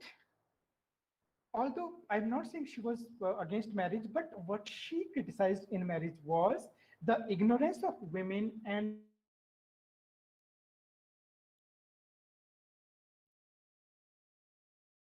the hypocrisy bridal promiscuity and licentiousness. She decided to move out of her marriage due to her husband's, what we call it, desire, sexual appetites, right? And when she left her husband, it had already been 2 decades for their marriage, mind you. And at the same time, she became an activist, right? And warned of the dangers of syphilis, a contagious disease, right? Of which Stephen Blackpool's wife was afflicted in Charles Dickens' hard times, right? Why? Because it was viewed, I mean, she pleaded there for what? That there should be sympathetic treatment of affected young women or prostitutes because of her such protest against the Contagious Diseases Act, she was expelled even from her Royal Naval School. What she wanted to say is that, why should women be seen as the cause of sexually transmitted disease? And why should they be subjected to what? To ridicule, to indignities, to forced, what you call it, uh, inspection of their genitals, and why should they be locked in hospital wards and so on and so forth. So these women, these later women, be it Sarah Grant, be it George Edgerton for that matter, Alice Mona Caird, or so on, I mean, they are termed as new women writers. So, well, I wanted to conclude my discussion by tracing this journey of the issues that Victorian women they faced during the Victorian age, and then how the novels that I tried to give examples during my talk, they highlighted such issues, and now how the issues of, for example, this marginality, they largely were being changed into sites of empowerment when women writers they started harnessing their pen in their own service, in the defense of their own sex. And we know there were more than 60,000 novels.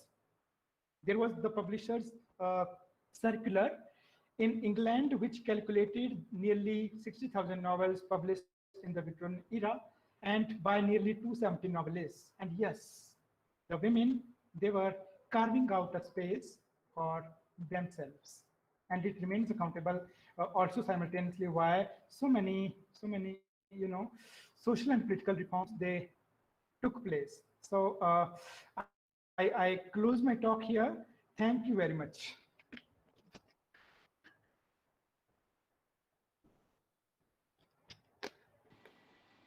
Dr. Sarkar, I would request Dr. Shubhobrata Sarkar. Yes. Dr. Shubhobrata Sarkar, please carry on now. Thank you, Professor Nilagash. So, the topic, not needle but the pen, spaces of marginality. Am I audible? Yes, Am I sir, audible? Yes, sir. Yes, So, sir. Yes, sir.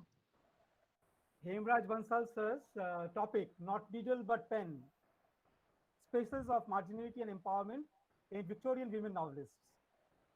So, from the beginning to the end, I was so overwhelmed with the lecture. I was basically speechless, down.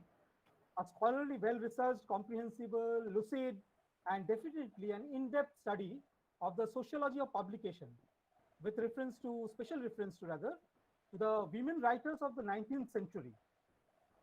So you have done an excellent use of post-structuralist reading, combining new historicism, feminist criticism, Marxist literary criticism, reception theory, and cultural studies all together. So the range is really vast, and you could put all these together in such scholarly inference. I'm really impressed by your presentation. From Charlotte Bronte's getting £100 for her publication, to Jane Eyre's Bertha in the Madwoman's attic room, kept by our Rochesters, to Bounderby, Annie Bronte's The Tenant of Whitefield, and even you refer to the 1857 changes in the divorce laws that really changed the entire conception of the women lives as well as the writing of the women during that period. You also referred to Caroline Norton. Sir, Caroline Norton was a great scholar, feminist in her own right, and she definitely hosts some great parties, even to what Professor Devi Prasad Bhattacharya has presented on Charles Dickens. And even Prince Darkonath attended her famous literary circles and debates that she hosted on the tapes. So this is really wonderful. Why are women redundant? So in 1862, unmarried women, life of misery to be shifted to the colonies. Right. So this is a summation of all that you have spoken, sir. I did not actually introduce you, sir, today. So I was thinking that after reading your profile, I thought that how can a person with such vast knowledge on the field of dramatic literature, especially Australian drama, um, the plays of Vijay Tendulkar, you did your MPhil on the plays of Vijay Tendulkar. So I was just wondering, how is it possible for a scholar working in the field of Indian drama, in the field of Australian drama, in the field of colonial studies, post-colonial studies, can do justice to a topic on Victorian fiction, that too of women writers, and that too is related to the sociology of production. So, sir, seriously, I'm overwhelmed by your research and by your presentation. So I would like to invite questions. And before that, I should tell the audience about your uh, research areas, more than 26 publications to your credit. And I understand, I do understand that after such a hard work, the publications are worth, and you do deserve such good publications. So, sir, you did your MPhil from the Himachal Pradesh University, Shimla, on the topic social and political satire, selected plays of Vijay Tendulkar. And then you did your PhD from the Reconstruction, Survival, select plays of three Australian Aboriginal writers, Aboriginal dramatists. Professor Devi Prasad Bhattacharya is also a leading scholar in the field of Aboriginal Australian studies. And you have worked on three Australian Aboriginal dramatists whose works even have not reached us in a proper form. So after completing that, you joined as a professor at the Central University of Himachal Pradesh. And your areas include communication skills in English, post-colonial literature, academic writing, and so many publications, starting from Istara in Kaire's Bitter Woman Wormwood. So Naga literature, Istarana Iralu's works, and all these. So this paper that you have presented today definitely justifies the problem faced by the Indian scholars in the field of studies, Victorian studies or Australian studies, and the post-colonial studies, especially. But you could direction to our scholarship, to our research work. So questions must be so many, and we will invite the audience. Uh, Let us check the chat box. If we will invite the audience to ask questions. And as Professor Devi Prasad is there always with us, I will request Professor Devi Prasad Bhattacharya after, sir, such an excellent novel, especially the works of Charles Dickens. I have been a student of Devi Prasad, rather a disciple of Professor Devi Prasad Bhattacharya, and has been following him for the last 30 years. And it has been my really privilege to be a part of this session with Professor Devi Prasad Bhattacharya. So I will request Sir Professor Devi Prasad Bhattacharya to first say something on the paper presented by Hemraj. Hemraj. Hemraj. Yes, sir. Yes, sir. Yes. All right. Hemraj, thank you for your excellent, informative paper, because it is, your study is not only extensive, but at the same time intensive, right? And but I think for a scholar like me, for an old scholar like me, sometimes it is also too, I could also learn many, many things. I have already learned many, many things from your lecture, particularly the women novelists who are facing various predicaments, crises from the male-dominated patriarchal Victorian society, who was dominating not only their sexual life, but also their social and intellectual life, isn't it? And your point of view is quite correct. And not only that, my point of admiration for you is that you have attempted to illustrate your points by referring to the different novels written in the different phases of the Victorian period, beginning from the early stage to the later stage. That is really commendable. I cannot think about it. You are almost like my student. But sometimes Drona also appreciates Arjuna. And if you consider me a Drona, then I must appreciate my Arjuna-like students, like Hemraj, like Shubhobnoto, like Lina, and others were present. Right. But I have only one observation, not a question. Nevertheless, Yes, sir. look at that. Even the progressive women novelists like George Eliot, for example.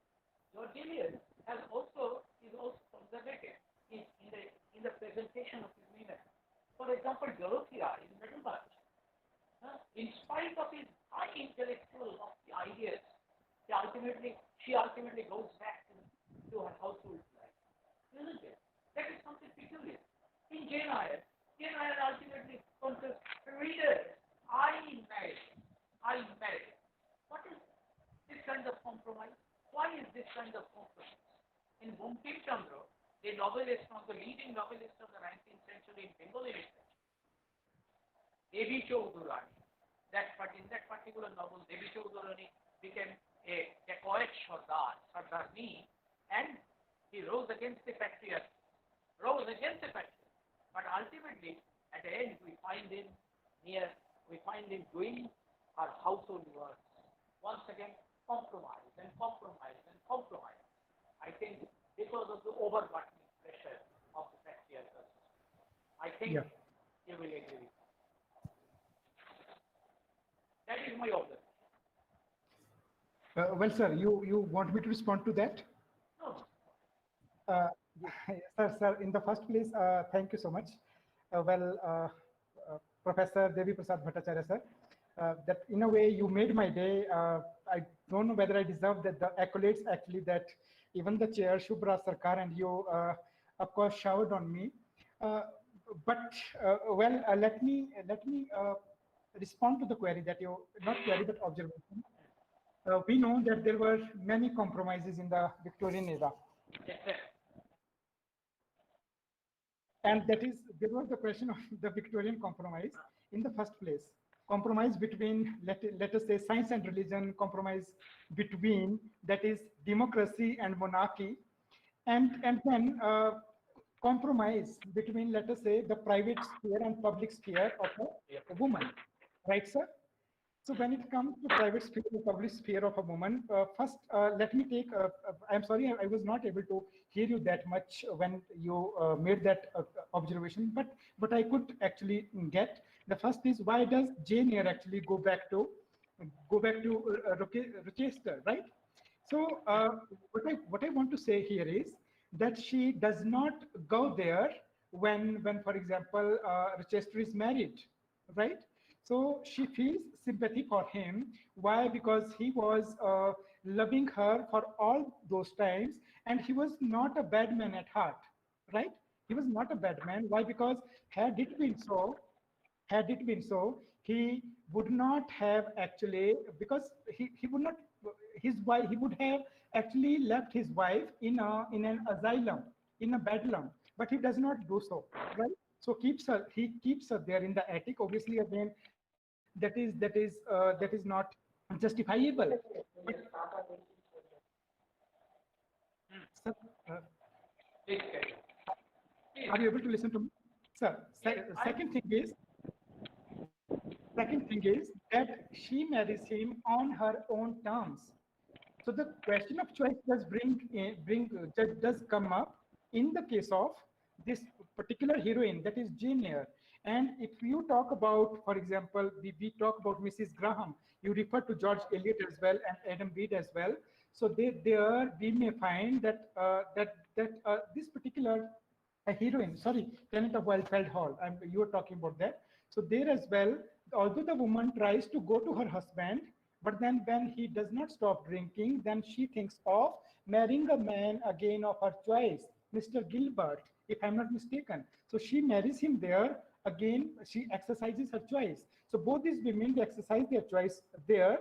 And if there have been some compromises, of course, we do know that they had to survive, right? They had to survive in this world only. And that is why I concluded my talk with the later Victorian novelists who were fiery, right? Who were unsparing in their treatment of what you call it, these people who are actually having these double standards, right?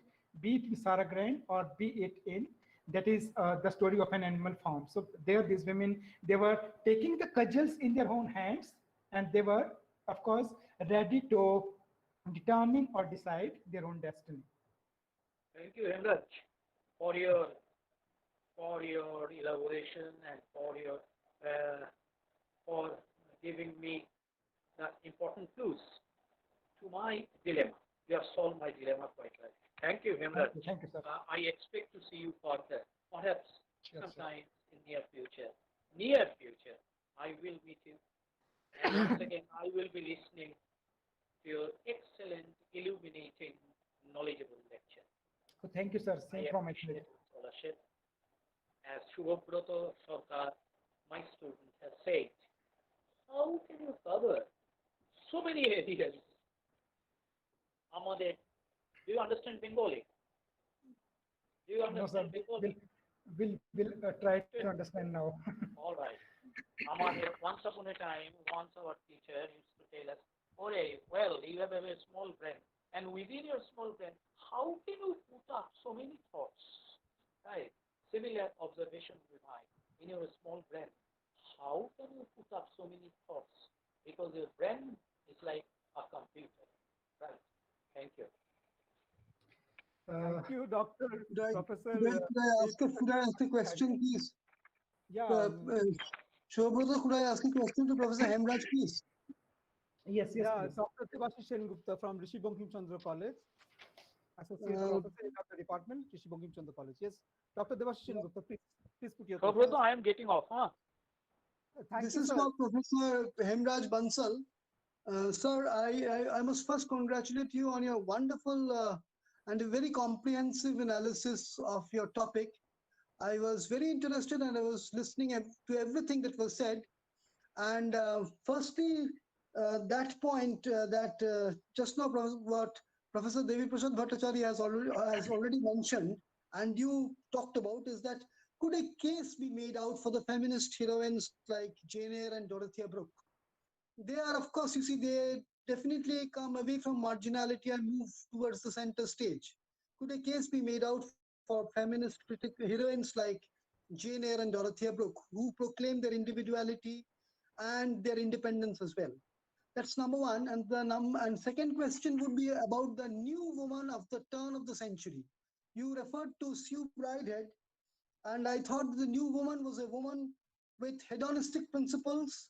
And as Thomas Hardy has said about Sue Bridehead, a woman with aberrant passions and unaccountable antipathies,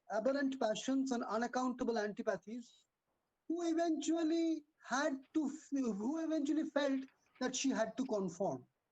So, could you please explain something about this new woman and her and the position that she takes? She tries to sort of show her autonomy as Yes, well yes, as her sir. authenticity of Well, existence. your first question. Yes, please. Please, could you give us something about the new woman as well? Yes, of course. Well, thank you for the question. Well, the first part of your question pertains to Dorothea, for example, when we talk about Middlemarch, or then, of course, the must talk about Jane Eyre. So, well, sir, in the first place, of course, the way heroines, they are projected, they are presented in literary works, it's actually to send out a message, right? Because what is perceived in society, those very perceptions, they form what I would call it, that they form the very much subject matter of a fictional work, of fictional corpus of any writer, right? For that matter. And then what these women writers, for example, be it Eliot or uh, uh, Charlotte Bronte, what they try to project through these two different heroines, right?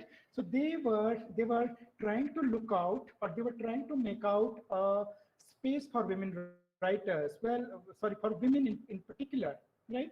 When, for example, you are made to feel low, when you are made actually to become the object of a man's sexual desire, for that matter. Why I'm referring to this is because just think of Jane Eyre that she does not actually fall in the what you call it trap of Mr. Rochester earlier, right? The reason being that the reason being because her relation is found out, right? And the second thing is that even when the choice is exercised, right, or at the end, for example, a compromise is made, I would not call that a compromise in the why, because there we find a heroine choosing a life of her own. So we know, because in feminist criticism, the question of choice, it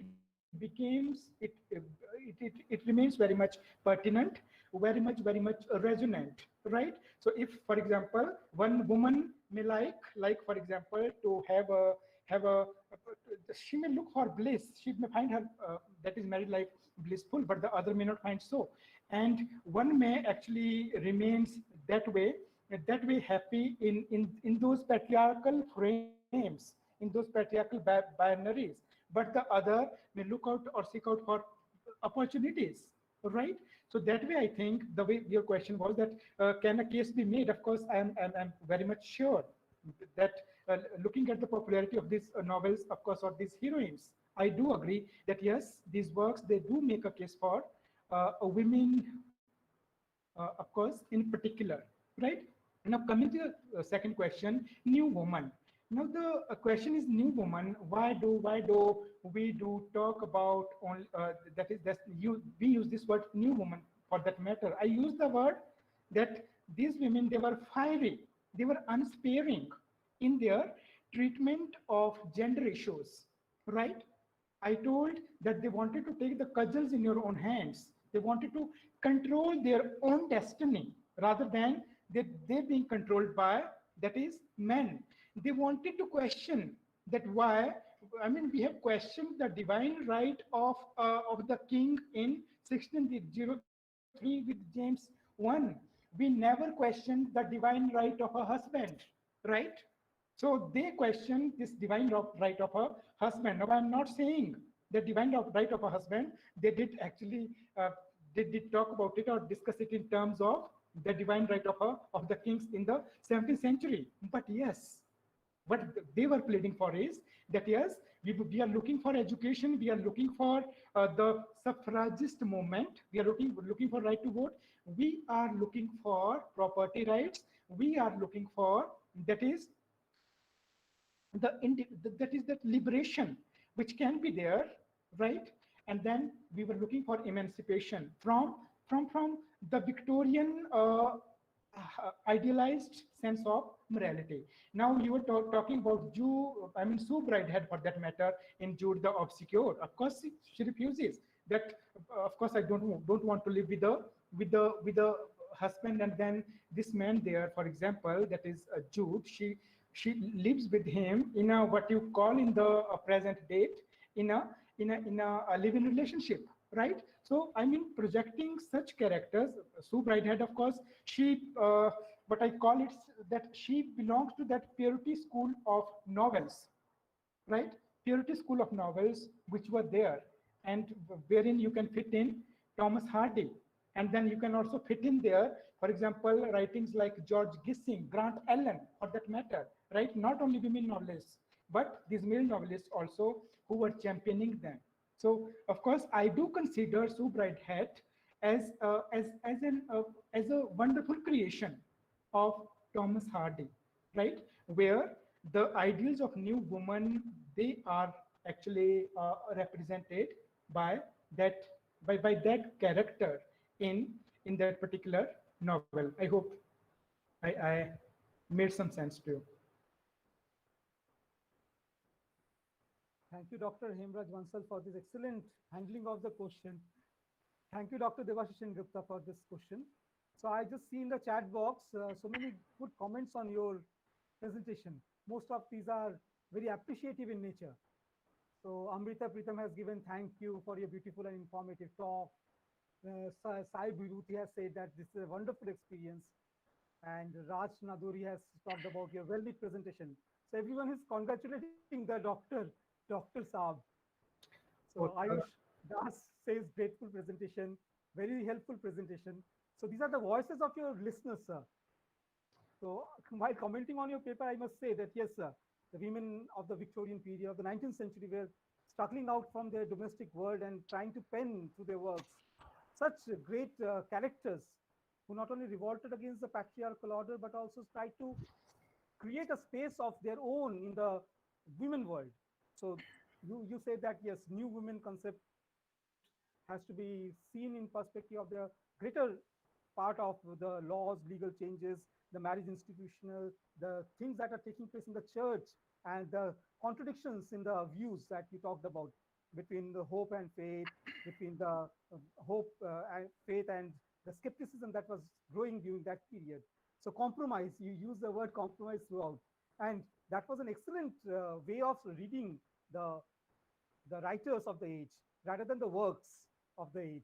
And the writers are compromising a lot with their pen.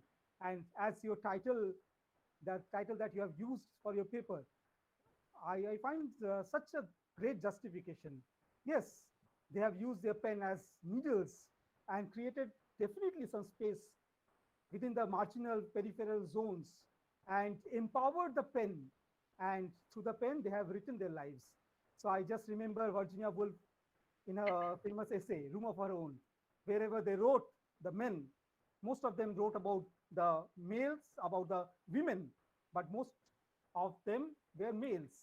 And whenever they wrote about the female, they wrote it wrongly. Definitely, the women writers did write the women character in the novels. And Bertha, she is kept in the mad room on the top, in the attic. But she will definitely come out from these research scholarly works.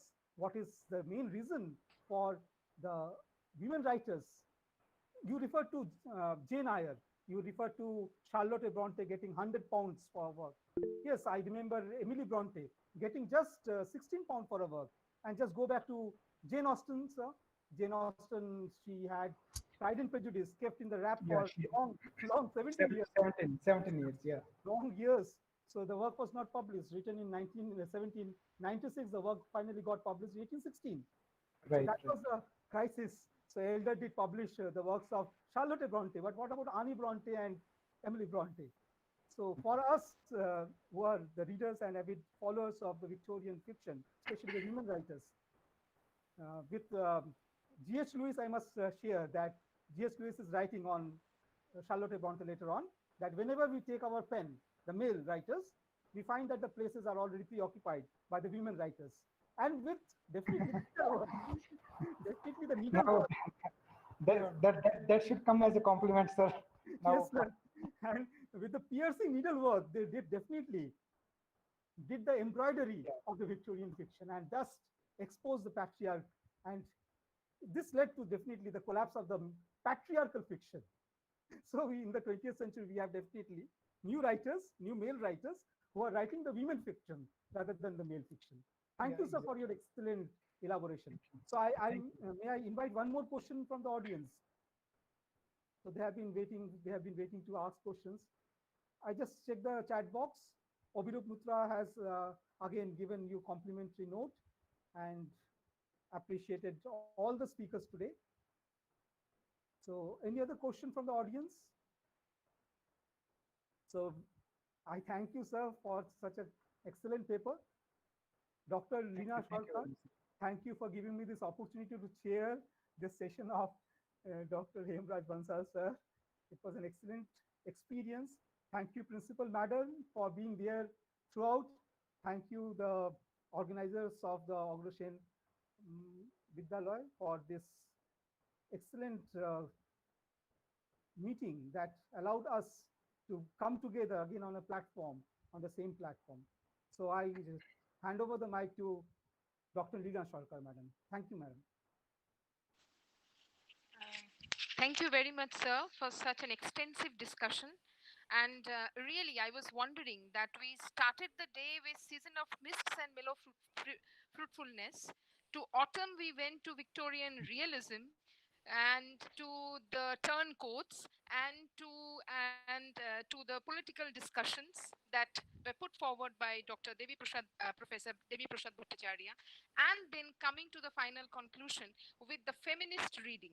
So I did not imagine, rather than I could never imagine that such a vast discussion can happen in this platform.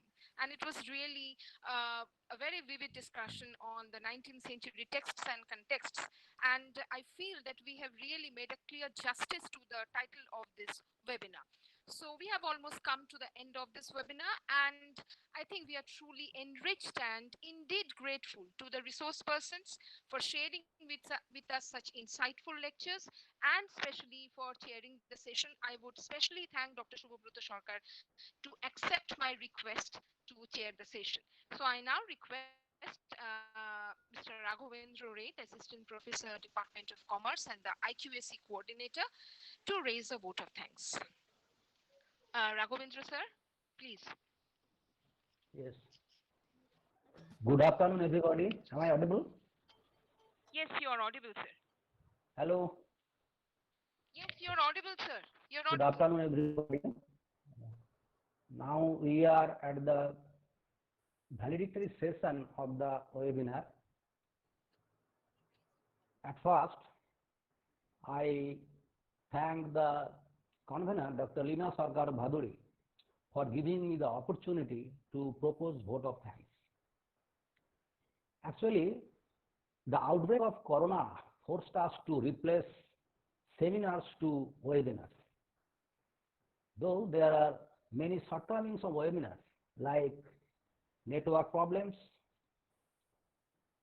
absence of clapping of participants, absence of face-to-face talks with speakers, absence of refreshments, kits, etc. But still, we are organizing webinars. The topic of today's webinar, 19th century text and context. 19th century text and context, organized by Department of English in association with IQAC. I must mention our deep sense of appreciation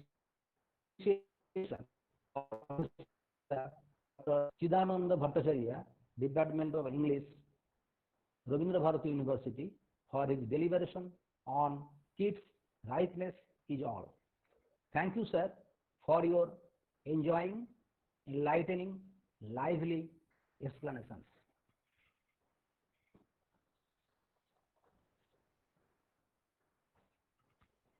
I like to express my heartfelt thanks to Professor Dr. Devi Prasad Bhattacharya, former Professor Dr. Devi Prasad Bhattacharya, Department of English, University of Kolkata, for his excellent speech on Dickens. He belongs to us. We are also grateful to Professor Dr. Hemraj Bansal, Central University of Himachal Pradesh, Dharamsala, for his highly scholarly, helpful and encouraging speech on not needle but the pen. I also thank Dr. Shubhobroto Sarkar, Associate Professor, Department of English, Rishi Bankim Chandra College, Noihati, for chairing a session. We are also grateful to our President, governing body, and all members of the governing body for giving full support to organize this webinar.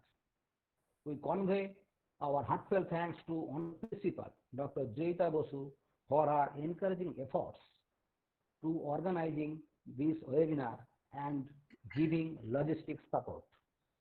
Thanks to all the participants for patient hearing and asking valuable questions. I convey sincere thanks to all the professors and non-teaching staff of our college for their support in organizing the webinar.